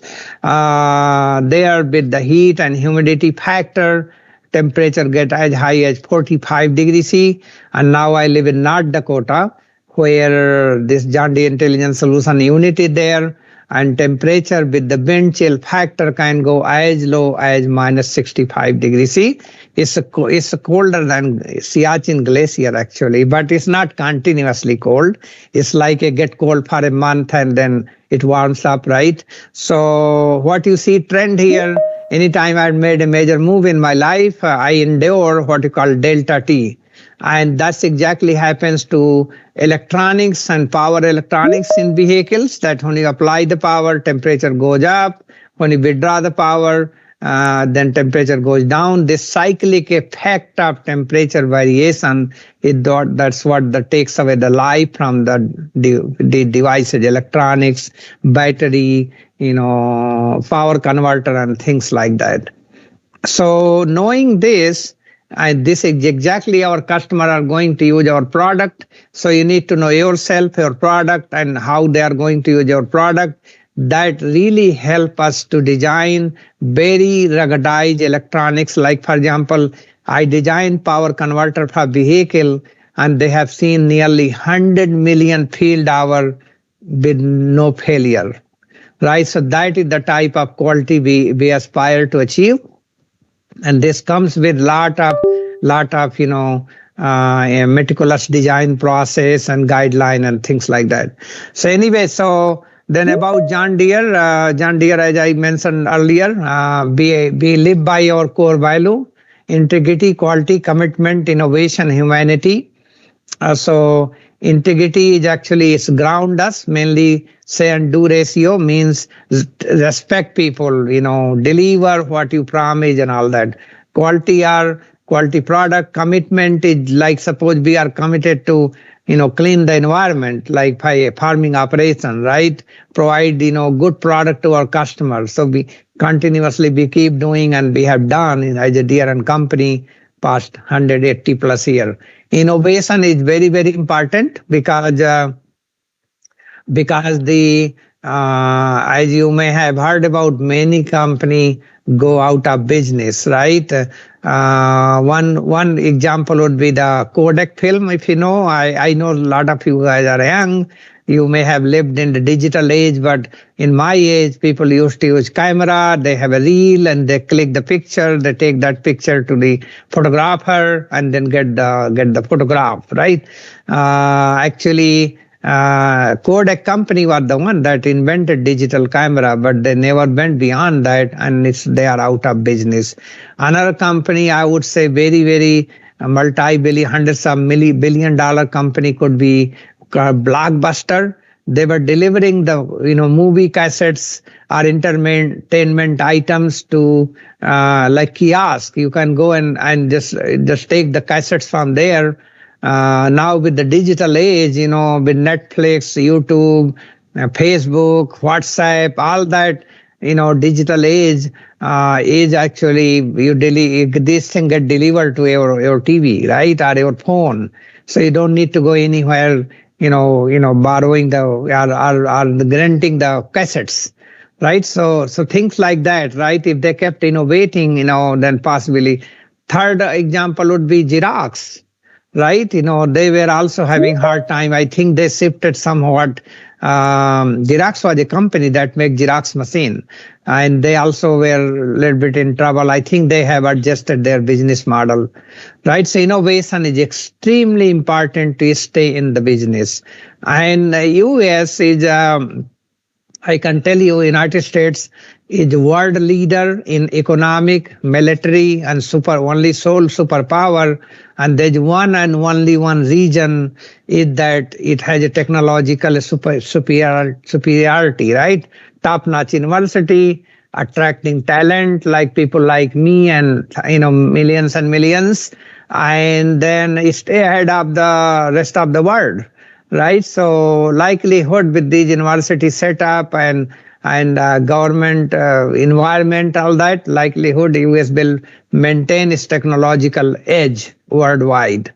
And then fifth value is humanity, which is basically, even if you are, no matter what you are, rich, poor, whatever, but if you are not good for society, then what is the good thing about it, right? So this core value was recently added.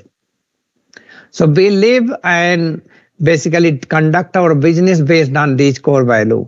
So John Deere is world leader in providing advanced products and services and committed to the success of those linked to the land. So committed to success of those linked to land, or helping people linked to the land, is our more or less like a slogan type, right? And what it is, basically, we have construction division, we have road building division, we have agriculture, we have a forestry, we have a turf care. These are our production system, our product that end users are using, and all of them are one way or other connected to the land, right? And one major difference between on-road vehicle and off-road vehicle, on-road vehicle like a car, bus, trucks, whatever, you need to go from point A to B, even train, I would say, point A to B without hitting anything. In off-road industry, particularly agriculture, construction, mining, forestry, you must hit something. It could be construction material, it could be concrete, it could be tree, and that changes the design paradigm, design guideline, and from one vehicle to another vehicle to another vehicle, form factor changes, function changes. So it's very, very difficult to be very, very world leader in that business. But John Deere has mastered it over 180 plus years. So now I will play a video, and please let me know if his sound is coming. A technological... You hear sound? One can confirm.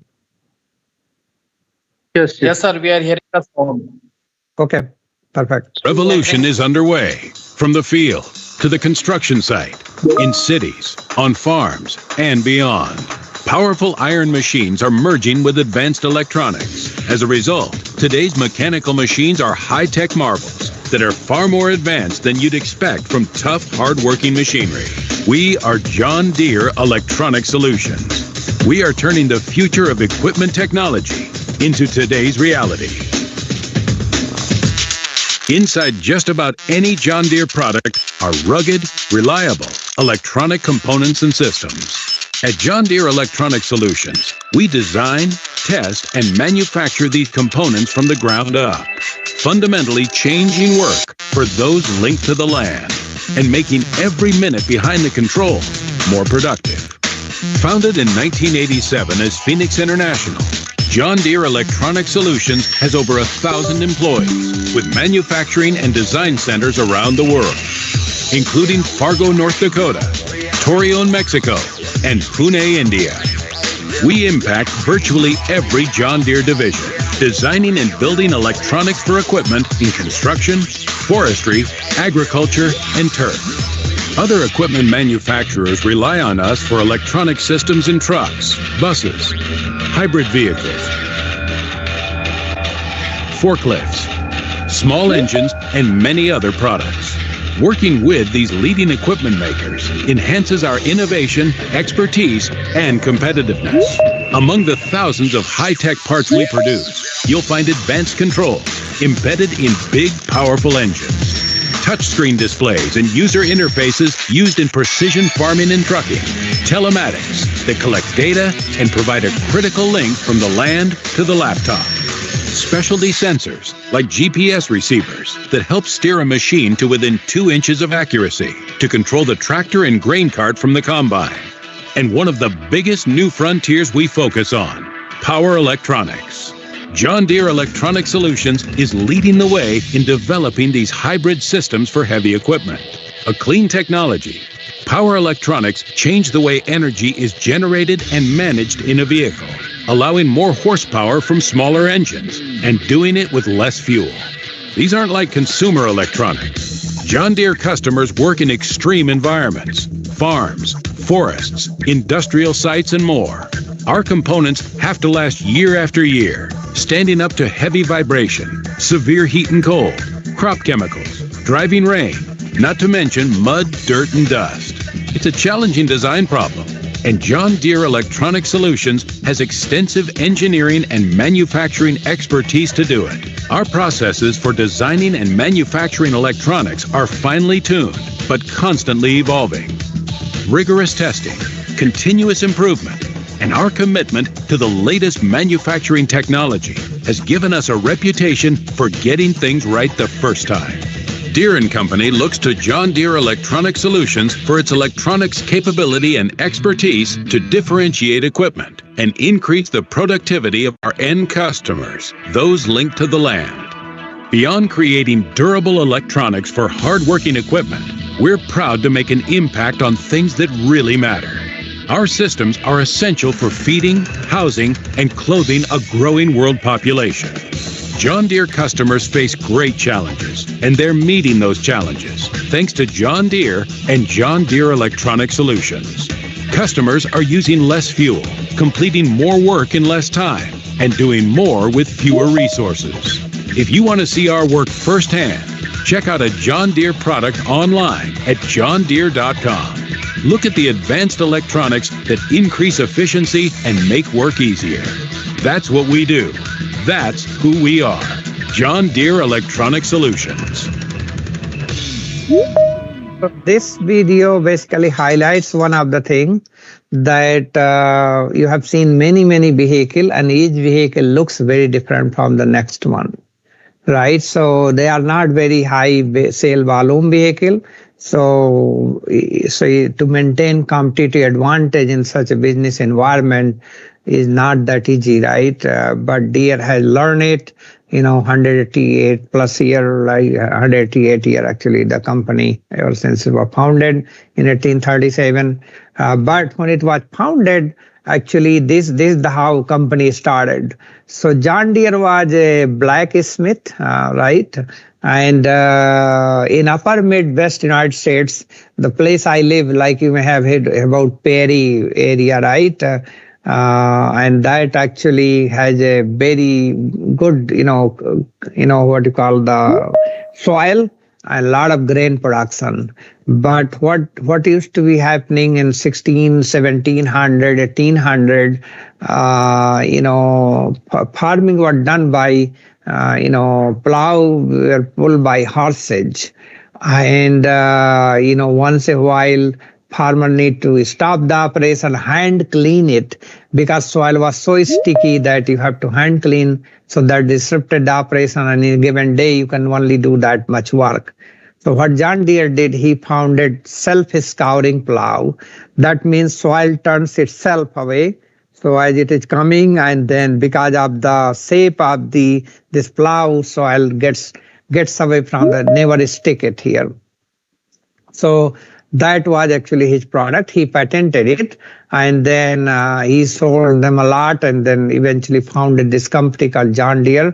I was just reading the story of John Deere, and his dream was that in a town called Moline, that's where our headquarters is in the Illinois state of the U.S. His dream was that one day he would have a blacksmith shop. That was his dream. But anyway, he founded this company, and here you go, 188 years later, not only his name is there, but company is thriving, right? In 2023, I think they have done nearly $60+ billion business, so and growing. So at that time, they had a plow, they have a cultivator, they have harrow, they have a drill and planter, and they had a wagon and buggies, right? For all these are used for farming operation. Another thing is that in US, not many people live here, right? It's very, very sparsely populated. The state I live, North Dakota, it's a larger size, while larger than Uttar Pradesh, but the population is just like only 7 lakhs people, 700,000 people. So like 3 people per square mile. Think about, so not many people are there. So you need very good equipment to do the farming operation. So today what we have, global operation. So it's a global company. And then we have this construction vehicle. So basically loader is picking the load in the bucket and dumping in the dump truck. And this is actually the sprayer machine, spraying the chemical on the bare field before field is ready for plowing operation, means clearing any beads and all that. So that's basically the vehicle. But there are many other vehicles. Then another one, we have a turf care vehicle. This is actually the power converter driven reel actually is driven. This blade are driven by power converter and making sure that this grass, golf course, right? Grass is cut so nicely that there is no Eloise grass anywhere, no leak of any diesel and all that. And then this is a feller venture vehicle, means this grabs the tree, cut it from the ground, and then cut to the length, right? So all these are the many such vehicle. And then the John Deere Intelligent Solution Group, which actually merged. Actually, you may have heard about Phoenix International earlier, John Deere Electronic Solutions. These are various version of the unit that I come from. Now it is John Deere Intelligent Solution Group. And this is largest R&D group in the company. So we make telematics devices, power converter, connectivity, automation to autonomy, and digital and things like that.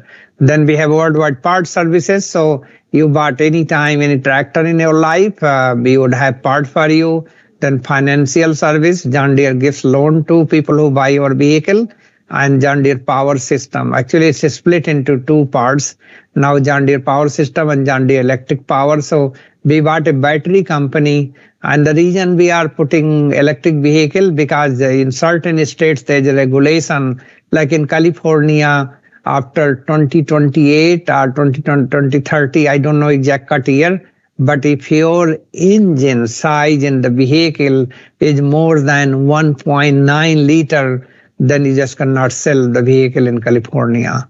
So essentially, you need to adopt the electric vehicle, and so electric vehicle can be can be adopted, but unless regulation is there, right? So California is regulating, and California by itself is, I think, 6th largest economy in the world, right? So it's basically the if they go, then other states follow, and eventually adoption happens. So we are developing those products for that part of the US, and then European countries and all that, where regulation, off-hour operation, all that is important. So that's where I think electric vehicle may penetrate, but its time will tell how successful that is. So ExactEmerge planter, this is actually a power converter driven seed delivery mechanism to precisely place seed on the ground so that all the seed are emerging same time. And if all the seeds are emerging same time, then all the plant size is same time, they have same production, all that. So that is the reason. That's one. Another aspect is that you can go faster. So before that, like a planting season in the US, the part of US I live, is very, very narrow. Actually, only one crop per year, because rest of the year is cold here, is snow cover. So, let's say snow melts, and then all of a sudden there's a rain, right? So because of that, your planting season narrow down, right? It could be as small as maybe 1 week, and you need to plant nearly tens of 1,000-acre field. So how you do that, right? So that's what exactly we did, innovation, and our system is 3x better, faster. So you can do 3x more, operation. Like earlier, let's say you plant 1,000 acre per day. Now you could do 3,000 acre field per day. Things like that. So I'm going to play this video, and it will talk about how the powertrain is healthier. We've continued to push the boundaries so that we can offer growers as many profit-generating options as possible. But to get to that truly next level of performance, we took a giant leap to ensure that you get higher levels of yield and productivity. Let's take a closer look at what separates the game-changing ExactEmerge from other planter row units. As you can see, there's no seed tube. Know what else you don't see? Seed rolling in the trench. We replaced the seed tube with a new delivery cartridge, the heart of this revolutionary planter technology. Inside, you'll find the brush belt, which delivers seed directly into the trench on a dead drop, with no roll, at up to 10 miles per hour. Each seed is carried by the brush belt, but not before passing by our all-new seed sensor. Think of it as another set of eyes where you need them most. Population, singulation, spacing information. It's all gathered at the sensor. Every precious seed is carefully spaced and carefully placed. The new bowl-shaped disc singulates your seed, while the concave shape allows the brush to grab each one effortlessly. Watch how these paddles push seed into the center of the brush belt so you can feel confident knowing there's a secure handoff every time. And thanks to the improved brush style doubles eliminator, only one seed rests in each hole before the disc hands it over to the brush belt. This allows you to enjoy the highest possible singulation. Of course, this high-efficiency meter system wouldn't be complete without a superior vacuum. That ensures the disc holds the seed tightly before it's passed on. Check out the new hopper design that helps you get the most of your seed pool by maintaining target seed population on slopes of up to 15 degrees in any direction. But there's more. two independent electric motors keep ExactEmerge running smoothly. One that rotates the meter, the other turns the brush belt. This gives you the speed matching delivery and population only ExactEmerge can offer. Not enough? How about the fact we've made active pneumatic downforce standard on this planter? And when paired with the new brush belt delivery, you get optimal depth for maximum yield at 10 miles per hour. Just set the downforce margin you want and run confidently. It's that simple. Finally, a planter with no trade-off between speed and accuracy. A planter that buries the myth of only planting at 5 miles per hour. A planter that marries precise seed placement and productivity. It's the all-new ExactEmerge row unit from John Deere. Accurate at 10 miles per hour. Exactly. So there were many keywords in this video, right? Like a seed depth, right? And then downforce, grade. So farming, fields in US are not like a plain, right? They may be hilly, right? Within field, you may go up and down. So, but seed need to place exactly same, position. So depending upon the location you are in the field, these are robots. Like think about the robot walking behind the tractor, and then each robot is guided by GPS. So then it senses the ground force, and then it adjusts the down force in such a way that depth is same, like you are placing all the seed in same depth, right? Even if you are not, let's say hilly field, right, up and down, still all the seeds are on same depth. Then another is that population singulation, right? So you want to have a 6 inches spacing per corn field, per seed to seed, then row to row spacing. And then you also need to, what you call the sensing the, soil condition and things like that. So all that is done automated, right? So automatically the vehicle does itself and the farmer is just driving the tractor. So before that, it was maybe 3 to 5 miles per hour. Now this one can go as high as 10 to 12 miles per hour. So 3x better. This slide is talking about, what you call, greenhouse gas intensity, CO2 equivalent. So there are 3 gases actually, carbon dioxide, methane, and then N2O, nitrogen oxide. So carbon dioxide is basically remains in the atmosphere for 1,000 years, depending where you are in the world. But nitrogen oxide is very potent. So like, for example, people use urea, right, for the grain. Ammonia is very bad for the environment. So like, let's say you want to produce 1 ton ammonia, which is used for fertilizer production, then 1 ton ammonia will contribute nearly what you call the 1.5 ton, carbon dioxide in atmosphere. Depending upon if you are producing from coal, if you are producing from natural gas, which is very bad, right? And people need fertilizer for grain production, right? So that's so nitrogen oxide actually is 300 potent. Means if you release 1 kilogram, nitrogen, it means you have released nearly 300 kilogram carbon dioxide.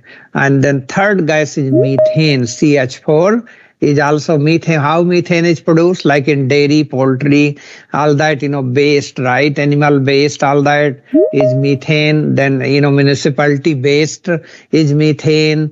Crop waste is methane. So all that goes into atmosphere and it is nearly 30x potent and it remains in atmosphere for nearly 30 or 80 year, I think, and N2O remains in 30 year. So it is basically the idea is to cut down all these gases, and that's exactly we are doing. So it is like if you want to produce 1 acre corn, right, then or soybean, then it is like you have driven 4-seater car 2,500 miles. That is actually the carbon intensity, that emission that comes out from, let's say, petroleum or diesel power vehicle. So with the technology, we have cut down this emission by 1/6, basically cutting down overall the chemical application like a fertilizer, dispensing fertilizer. Next slide, I will explain what that is. The right there at the root of the plant, and then the not doing the soil upside down like there's a one term that I don't know whether you guys have heard about, but no-till farming means you do not turn soil upside down. You just will place the seed on the ground exactly like a tailor shop, right? Like they are sieving the cloth. Exactly, seed are placed like that, and then fertilizer dispense, and you never turn soil upside down. So what that does, that in the when crop is growing, it absorbs the carbon from atmosphere by photosynthesis, and then it put that carbon in the ground through the root, and then if this carbon is captured, then it means you have sequestered that much carbon from atmosphere. Right, so it's like a natural process, like by photosynthesis, and carbon sequestration by the photosynthesis process. So if you could do that. Another thing is that people do cover cropping, means certain area of the field, they don't seed anything. They just put the grass, right? So maybe 2-3 years. And then due to photosynthesis, that area of the field become very carbon rich, and they keep rotating it, right? So that's a cover cropping mechanism. And then the third would be basically controlling the fertilizer application. So you control the nitrogen application, because nitrogen application, that's what the control the protein content. Because like let's say wheat, right? Whether this wheat is good for bread or biscuits depends upon the protein content. So then you need to apply the nitrogen based on that, right? And moisture. So all these gases, if they are controlled, and then of course residue, right? When you take out the field, like in India, like in Delhi, October, November time frame, it gets very, very, polluted. And they say, a farmer in Punjab burned the crop, right? Paddy crop, partly burning, right? Actually, that's not a right approach. If they were in US, probably all of them will go jail. So what happened? You can turn that waste into energy, right? So there's a possibility of that. So you need to control, farm-based residue. You need to control fertilizer. You need to control the farming tilling operation. And if you did all that, then you can control the greenhouse gas emission. So this is very important slide. Here, actually, at that exact planter that you saw, it is seeing the seed in the trench, and then dispensing nearly 4 eye drop worth of starter fertilizer right at the seed. So actually, what happens if you look at this slide here, the lower left corner? So what it is actually, the root are only spread away from the stem about 2 inches away, right? So if you dispense any fertilizer here, that's not going to get any benefit to the plant, right? It means that fertilizer is going to go in the atmosphere. So in India, people take like my brother actually, and many of my village people, they take the fertilizer in the hand and they hand spray, right? Hand spread the fertilizer. In US, we don't do that. We basically watch by the camera and then apply the fertilizer right at where it is needed, not anywhere else, right? Not broadcast spraying, but rather, selective spraying, selective dispensing of fertilizer. And if you did that, then there's a science that you will get 8% more grain per acre. So where you put fertilizer, very, very important, and not only from environment wine, but also the grain productivity.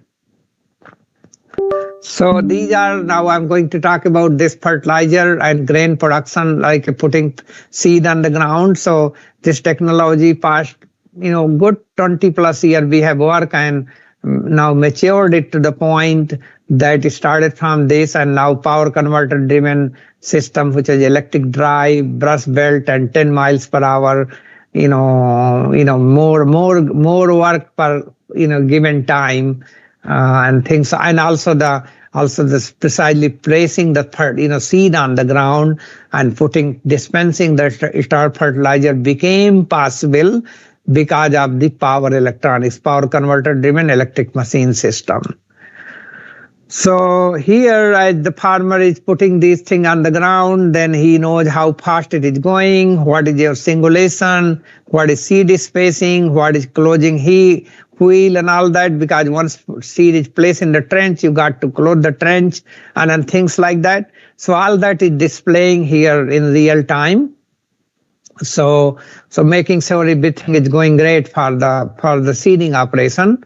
And then then if it is an autonomous system, then these are all enabling technology, actually, making sure that remotely you are basically collecting the data. So like John Deere collects nearly 10 million acre data per day, and during the height of the seeding operation or harvesting operation, we do 16 million data calculation per second. So think about, these are advanced computer walking in the field.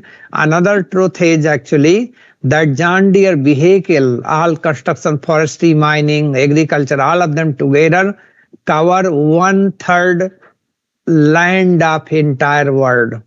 So we have so much data, and if you turn that data into dollar is actually the approach. So, you can control your vehicle, control your operation from anywhere in the world using the digital connectivity. So this is new planter technology, right? So I'm going to basically give some more animation here, and as I said, exact shot, which is actually to apply the star fertilizer exactly on the seed in the trench. So here, there's animation here. Fertilizer helps each seed to reach its full potential, and growing corn is very challenging, and greenhouse gas emission, all that I mentioned earlier, right? So you want to precisely apply this fertilizer. So John Deere has exact shot technology. After exact emerge, we have exact shots, right? So you are shooting the star fertilizer right at the grain, and as seed is delivered in the trench. So like a 4 drop per seed. And it reduces fertilizer application by 60%. You remember I was telling that we want to reduce overall nitrogen application. So if you reduce nitrogen application, then this is the approach that John Deere had developed. And we do 720 seeds per second. So by the way, that you saw in that video, there's infrared sensor that sees each seed passing through that brush belt mechanism.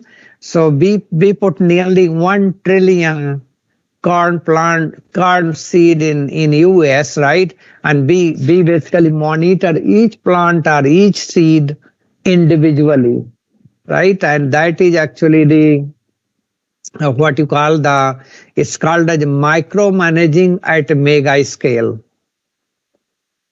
So it's called exact shot, and you will see some more animated video here.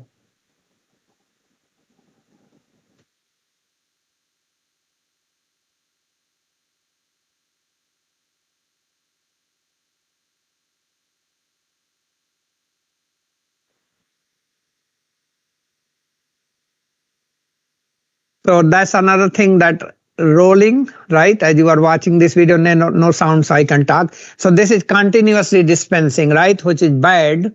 You need to step in 2 inch from the seed, right? So why you are dispensing continuous? You want to just dispense the star fertilizer right at the seed. It's called exact shot technology. So what happens? Be kind of like if you are driving tractor, let's say, and this is about saving, right? This animation is showing how much fertilizer and time you can save. So now you are stop operation by loading, right? Here you don't need to load because you have not dispense it, all the fertilizer. So if you are stopping, by the way, this vehicle, if it stops for 1 hour, there's a $3,000 loss productivity. So it's very, very important that effective utilization of your assets, because one tractor and one exact emerge unit together, that solution costs nearly $1.5 million. So it's not a good idea to stop the operation, continues keep going. So one of the things that I want to talk about the seed, like so let's say tractor is going 10 miles per hour forward, then seed need to go 10 miles backward, right? And that's why it goes without no roll at the trench, right? It drops. So essentially there's a zero speed. Seed is seeing zero ground speed. So when it goes into ground, it doesn't roll, right? So that's how you maintain the seed to seed spacing. And that is all done by GPS control. So here, Faro Vision. So as you're watching, trench, you need to basically collect the data from the trench, right? So that's called a Faro Vision technology.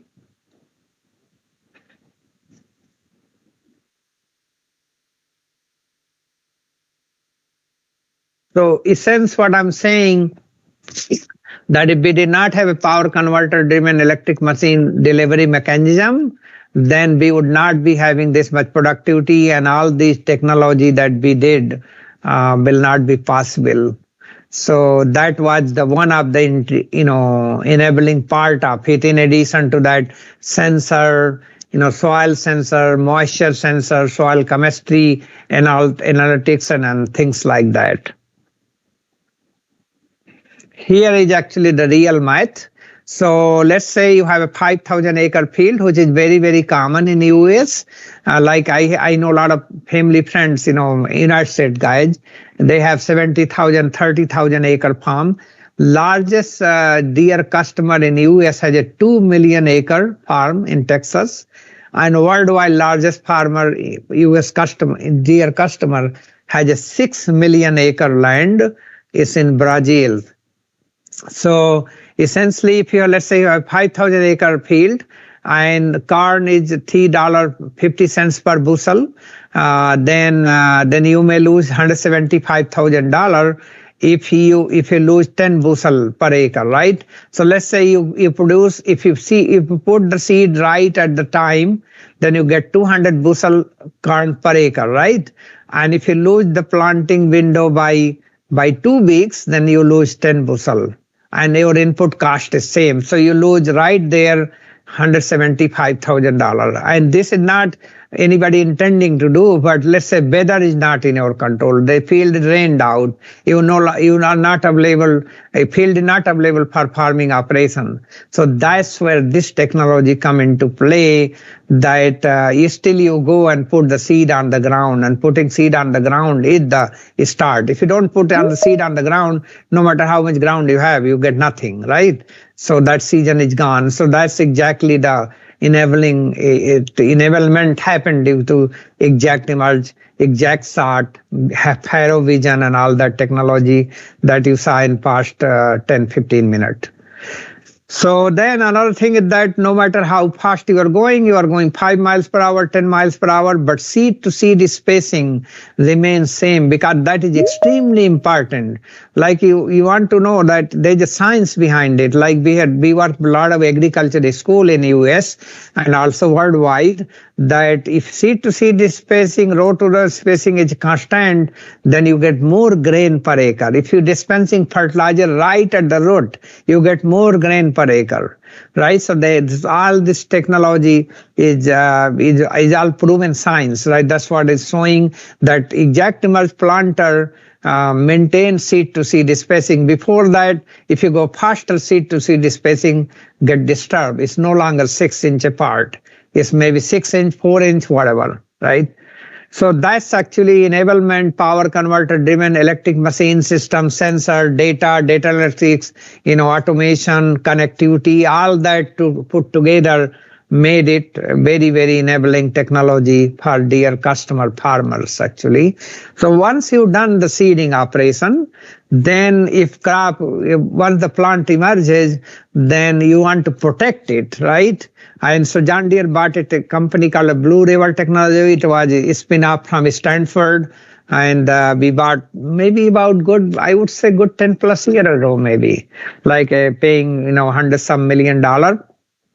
So what they had was that they had how to manage the crop, how to care the crop. So this is actually called as a, exactly, Blue River Technology.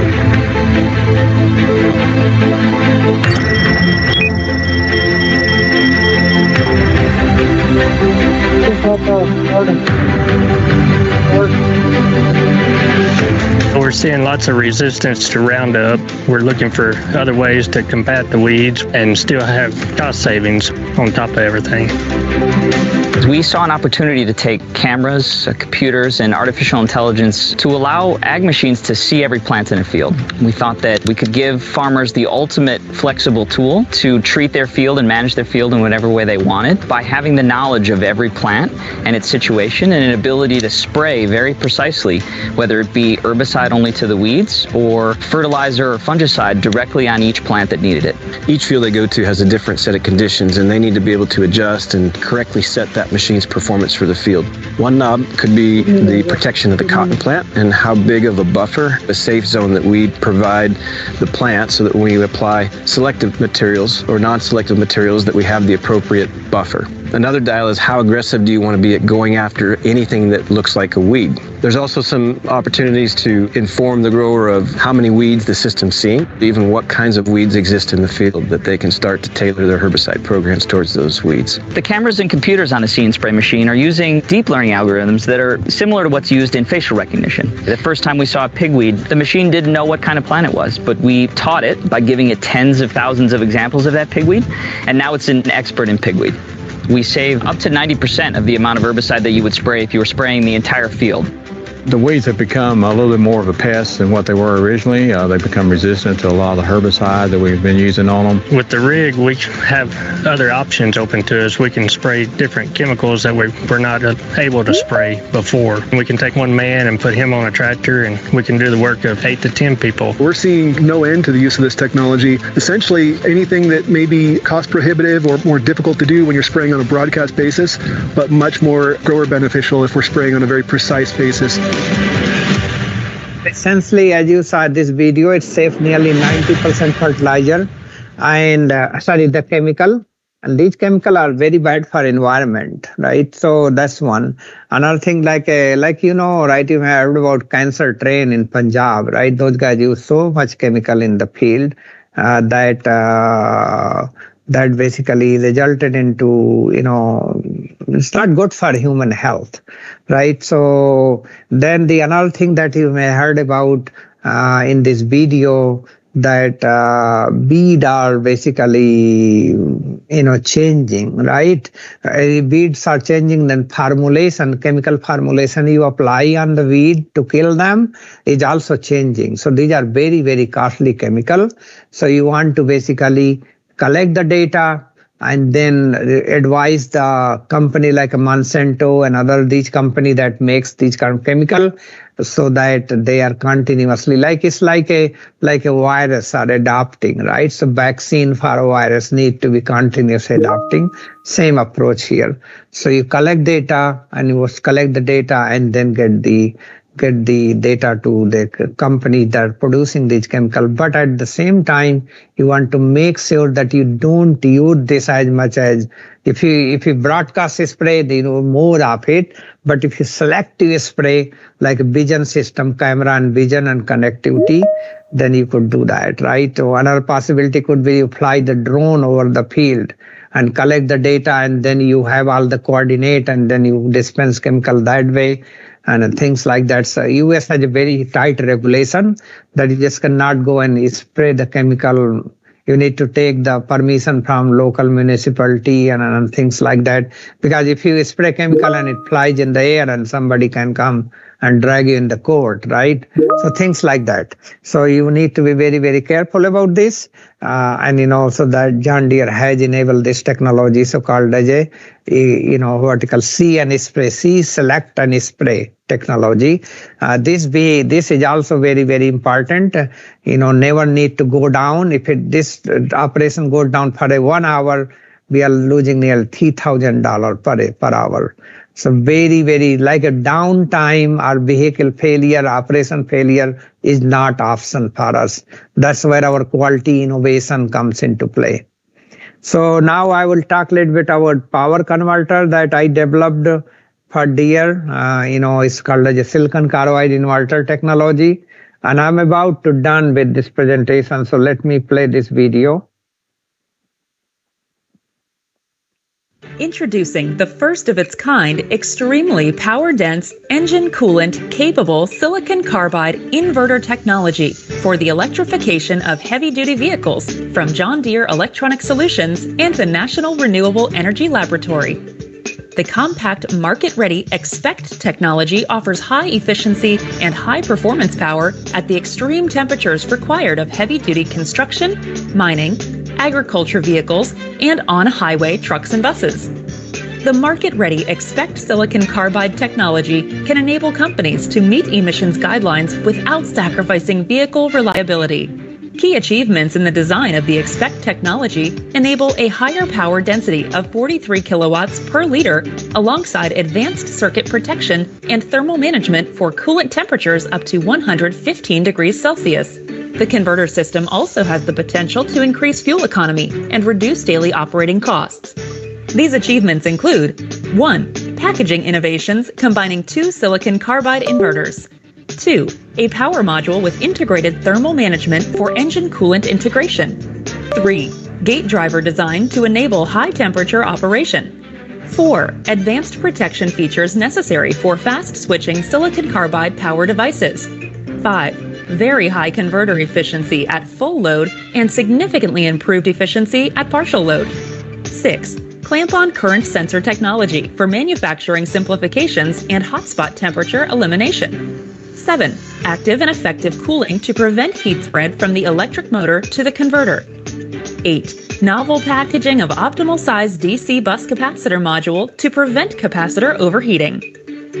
The market-ready Expect silicon carbide technology can enable increased fuel economy, improved inverter and motor assembly without requiring power cables and power connectors, improved integration of electric drivetrain in heavy-duty vehicles, simplified vehicle architecture, eliminated dedicated cooling pack for inverter, and reduced daily operating costs due to increased fuel economy.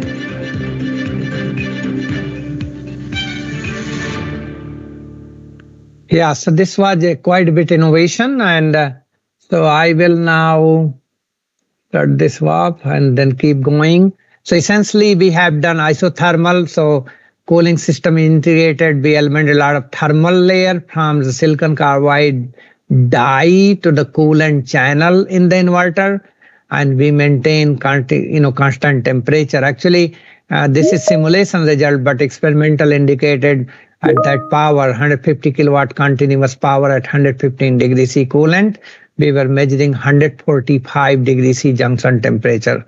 So this was the power module that I developed and then used in the inverter fabrication. And then this is actually gate driver, so making sure all the components are qualified up to 150 degrees C ambient condition, because internal temperature was 145 degrees C.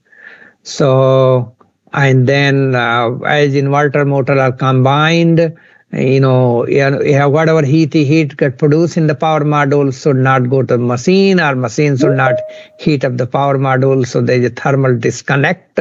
Also, coreless current sensor technology we prove out. As you know, power converter, the current sensor heats up for 3 regions. One is the magnitude of fundamental frequency, the switching frequency, and the fundamental frequency itself.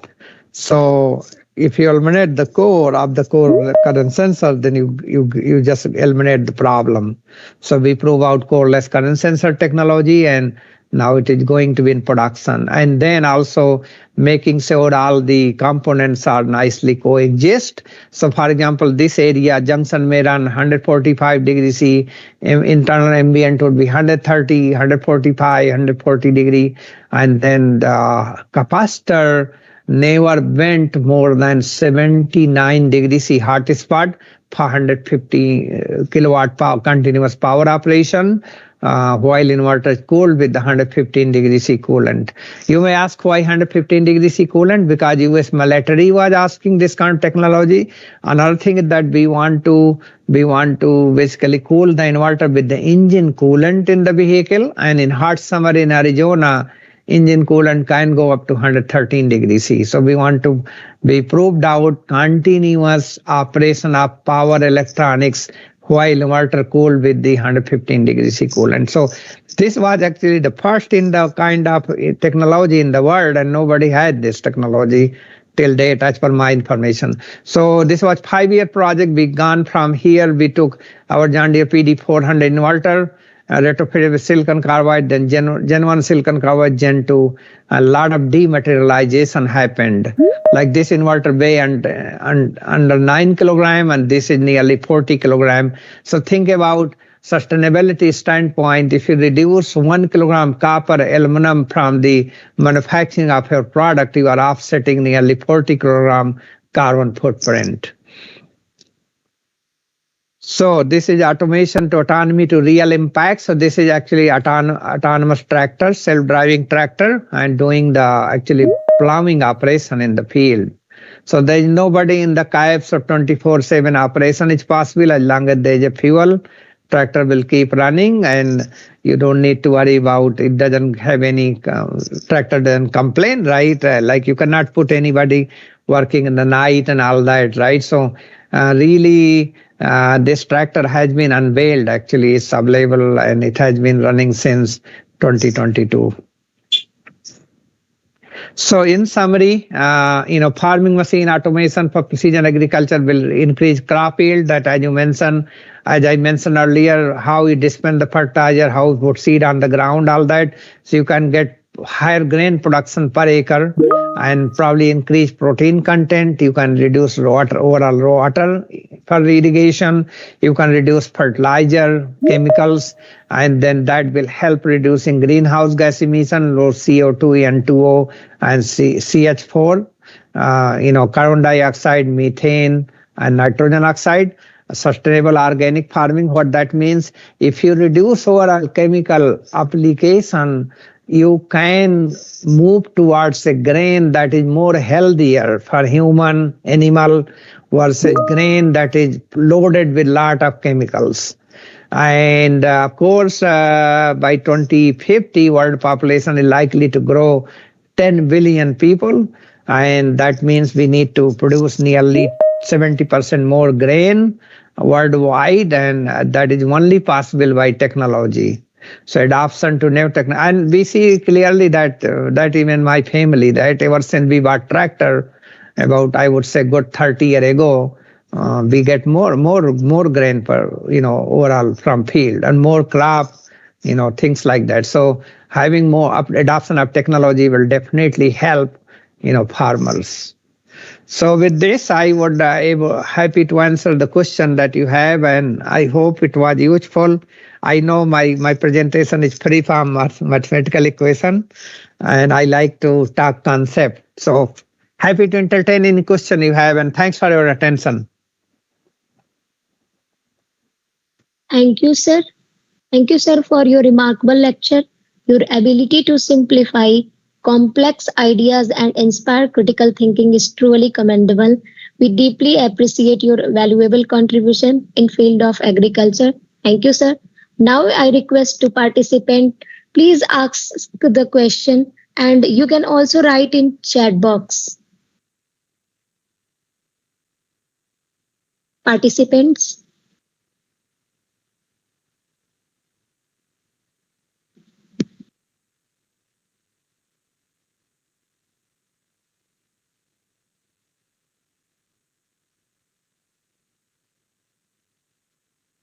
Is it any query from the participants? Please ask.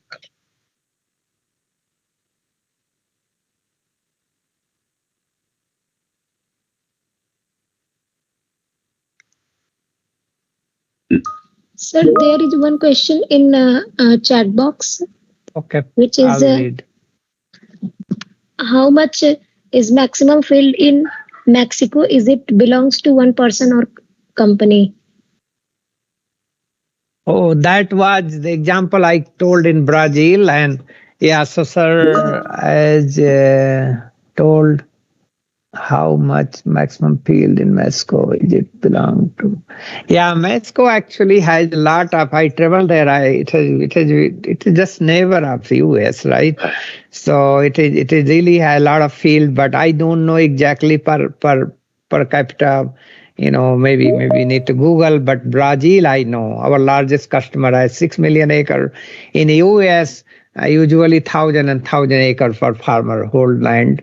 I was just talking 2 million acres. One of those farmer customer in US owns nearly in Texas, right? So maybe I would suggest that Google that.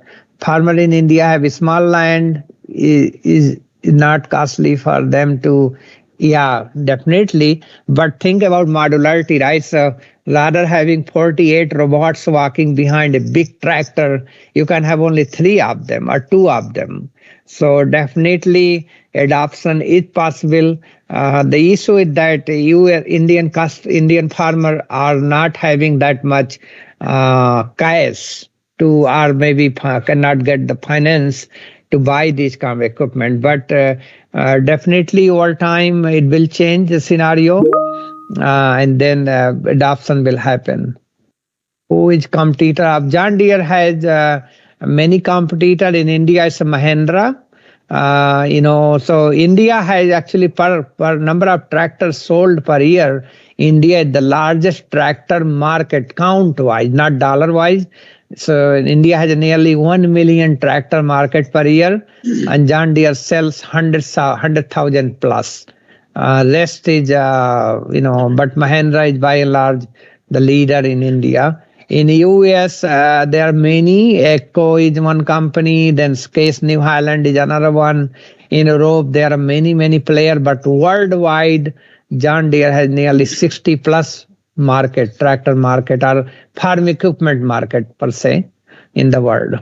We are world leader in the farming equipment. Yeah. Those were the questions. So is there any technique to reduce harmful effect of? Yeah, of course. One technique is that you don't use it, right? You can go organic farming, right? So people are looking into the organic farming. Another one is that this technology that see, select, and spray. So you just only spray where it is needed. And I was telling that Blue River Technology video that I presented. It's a John Deere subsidiary actually in California, BRT, Blue River Technology. They have shown it 90% reduction in chemical. So that's how I think you should do. Rather broadcast spraying the chemical or fertilizer in the field, you want to dispense, and that is only possible by this technology, right? The one that I was showing in my presentation. In Punjab, Parli is a problem. Yeah, so there's so I work couple of 2 people I work in US. Mainly they once a while technical discussion. So it's called a gasifier. So you take solid municipal waste, like waste from your home, right? Municipality based. One thing that I can tell you that India has immense, tremendous possibility that, anywhere you go, there's a waste around the roadside, right? So that waste can turn into the chemical and fertilizer and the energy. So what you do, you basically take the gasifier and burn it. And if you burn it, the byproduct would be syngas, which is actually more or less like a natural gas, right?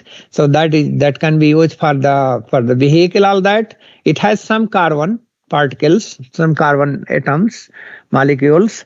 But then another byproduct would be biochar.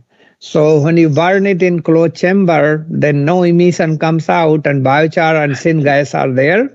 and then it combusts nearly 700-800 degrees C. So one plant takes about $5 million or so. It will burn 25 ton waste per day. Right. So now I think government need to invest some money on this.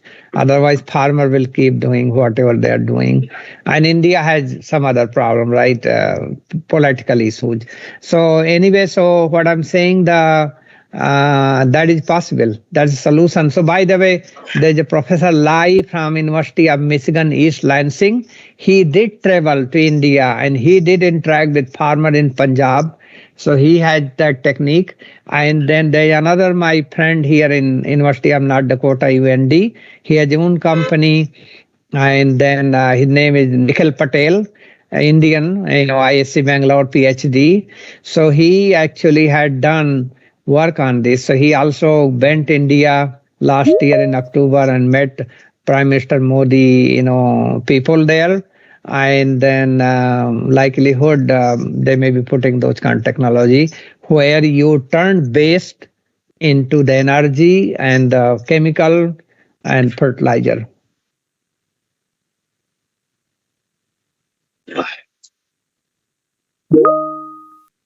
Hello. Your expertise is very important. Please guide Punjab. Yeah, definitely. I would. So if anybody from Punjab government listening this thing, you have my email address. You saw the last slide, or you can ask my email address to this organizer, and I can definitely put you in touch with university professors in US that have developed the technology that Punjab needed. Actually, and by the way, there's a tipping fee. So what that means, like when they collect the municipal waste, they pay it. If somebody goes and deliver a waste to them, like let's say you brought one truckload waste, then they give them money, right? So imagine if these farmers start getting money for their crop they're burning, then likelihood they would not burn it, rather bring it there. Sir, I think US corporations are also involved in farming, but India is not there. Do you think corporate must involve in? Yeah, that is actually, I kind of feel very bad about Indians and India that those 3 laws that Modi was, forced to withdraw, unfortunately because of bad politics of Indian politicians. Those were basically enabling. If they could have enabled technology, and farmer would be very rich, and they would migrate towards adoption of technology. I can tell you that past 30 years or so, it's significantly changed. When I was growing up in my village in India, like 35 plus years ago, hardly there were tractor. In couple of villages, there's only one tractor. Now each village has 10, 15 tractors. So definitely farmers are adopting technology, but adoption rate is not that great as it is in the US, right? And the only possibility would be that you need to put more cash in farmer hand. And that is those laws, if they were I hope they enact them again, could be starting up because since independence, I think farmers have been neglected. I'm from farming background, so I know, right, why I'm saying so that farmers are neglected. So anyway, yeah. So thank you for asking all these questions. And if no question, then I would be happy to. Yes, sir. Yeah. Am I audible? The department is also attended. Giri sir. Am I audible? Dr. Bridge, I am Professor V.K. Giri. Yes, sir. I can hear you. Thank you for giving us almost we have a virtual tour of US and John Deere, and that too another part of the US. Normally US we normally used to see the different things, all the modern IT and this high tech. That area we have not, all the participants along with me and everybody might have not been exposed to that, what is their farming system, and also very good presentation by you. By the way, I also have some queries, like not just out of my interest, how you see the India, how much time it will take, because still the things which you have seen, we have seen, and you have shown us those equipment, those modern seeding for the harvesting and all. Hardly we know only up to the tractor and the thresher and some very few numbers in the Punjab. So where you see those things are possible in your district like Fatehpur or in UP or Bihar? Where you India sir, India can leapfrog on the technology adoption. I can tell you one example. Like when it comes to cell phone technology, I think adoption of cell phone in India is remarkable. Adoption of this digital payment is remarkable. These are bright shining example that India has. Then another one that this digital, like knowing where in the world I am and what I'm doing, and what this did not come dear long time ago. It started in 2010. So think about like only 15 year gone by and how this. So essentially now with this, India had that GPS system that IIT Madras had developed, right? Yes. So with that adoption, I don't know what that name is. I forgot, right? But with the use of that GPS technology, definitely India can go into connectivity of these vehicles. So this system do cost.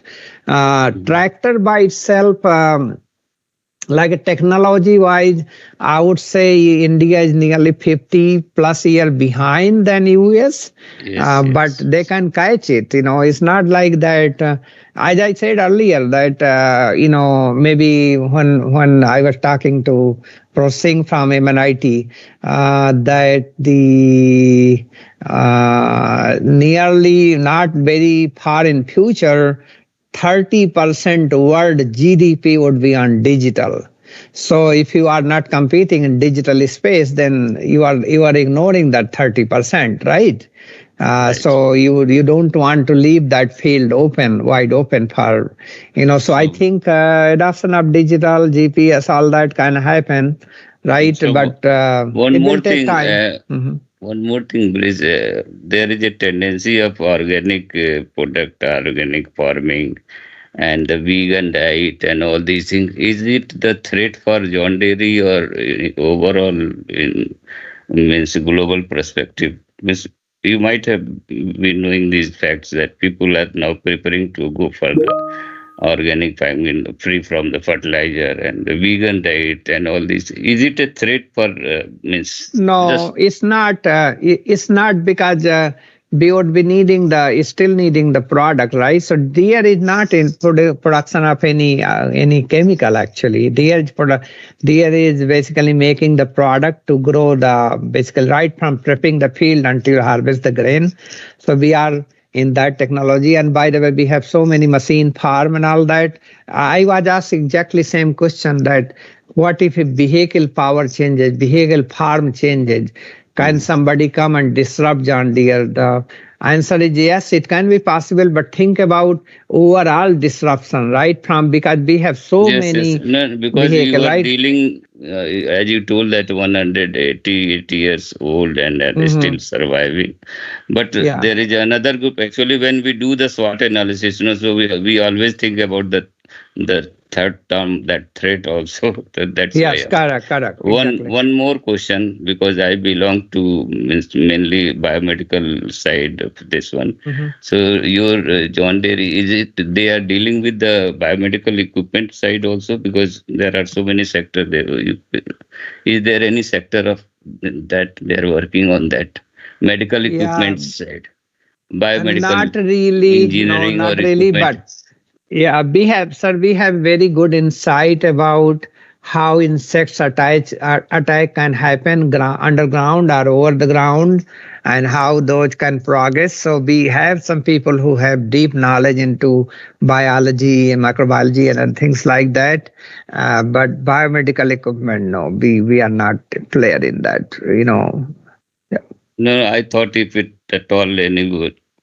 any link or is it connected to? So I could have contacted them and then start working with that, because actually, okay, thank you very much, Dr. Breeze. Actually, I very thoroughly gone through all the videos and this, and out of interest, it was very interesting. And thank you. So, are you in India or? No, I'm in US. No? I come every year for a month. So since 2022, I started coming. So I was there in 22, 23, and 24. I would be coming.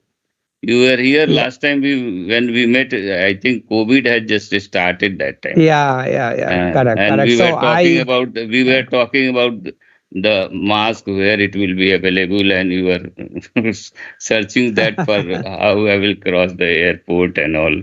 It was the initial phase, I think, when Professor Esan Singh was here. All is good now. It's okay. Yeah. Life is good here, and I come every year for a month. So I would be. In fact, this year I had 5-6 US professors came with me, and I started. I visited 10 engineering school. So I was in NIT Bhopal. Then from there I went Khajuraho. Then went to Bombay, IIT Bombay. Then by the time these guys joined, I took them a lot of historical places. Then we went to NIT Surathkal. Then there we came Bangalore to Mysore. Then we had lecture in geo building by Professor Jin Wang. He's from Ohio State. Then we went NIT Surat. From NIT Surat we went DTU. Then from there Delhi. Then of course Mathura, Agra. I took them all over all the places, historical places. And then we went IIT BHU. We had a lecture. We saw Ganga Aarti and all that. And then I came my hometown. They left India. And then last 2 schools I visited was REC Banda. Actually, Gorakhpur graduate Professor. Sir, he there. So he invited me there. REC Banda. Then I came Delhi. Then I went NIT Delhi. And then came back India. So whenever I come India, I usually like to visit a lot of schools. When is your next program likely to be? I'm coming on December 12th this year. Okay. For almost at least until December end, likelihood 3 weeks,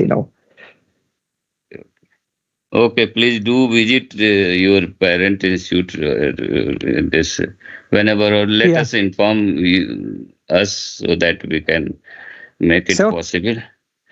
Yeah. And have a Ram Lala Darshan also. Yeah, that is important. I did not that is go the there, new charm. Yeah, my wife went, but I did not. So I need to.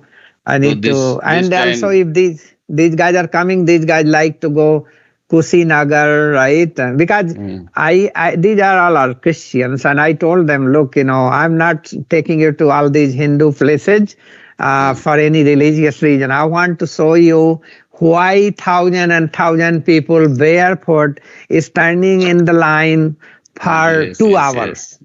For what? What is the reason? And they have done this 1,000 and 1,000 years. So they really appreciated that, and they want to see the historical places, right? So they saw Taj Mahal, they saw Mathura Janmabhoomi, Krishna Janmabhoomi, Elephanta Cave, around Surathkal. I took them 1,000-pillar temple, about an hour drive there. In Surat, we went actually Statue of Unity. In Surat itself, there were 2-3 temples we went. In Delhi, they went Santiban, they went India Gate, Gateway of India. In Mysore, we went Chamundeshwari Devi. We wanted to go that palace, but we couldn't go because we had a lecture in geo building in Bangalore, and traffic is not, helping, right? So you need to plan for that. And then in Agra, we went Taj Mahal. We again, traffic beat us, so we only saw Taj Mahal. We couldn't go Red Fort. In Banaras, we went Sarnath. We went Ganga Aarti. We went Kashi Vishwanath. And then within the ITBHU, there's a temple, we went there, all that. So they really appreciated overall rich history of India. Another thing they appreciated was respect for knowledge. You know, like one of my professor was telling that IIT student dropped him at airport, and then he said that, "Sir, can I touch your feet?" So he was taken aback, right? And he said, so this guy is from China, right? So he said China, he said that we also do respect our elder, knowledgeable people, but you Indian took it to different height, different scale.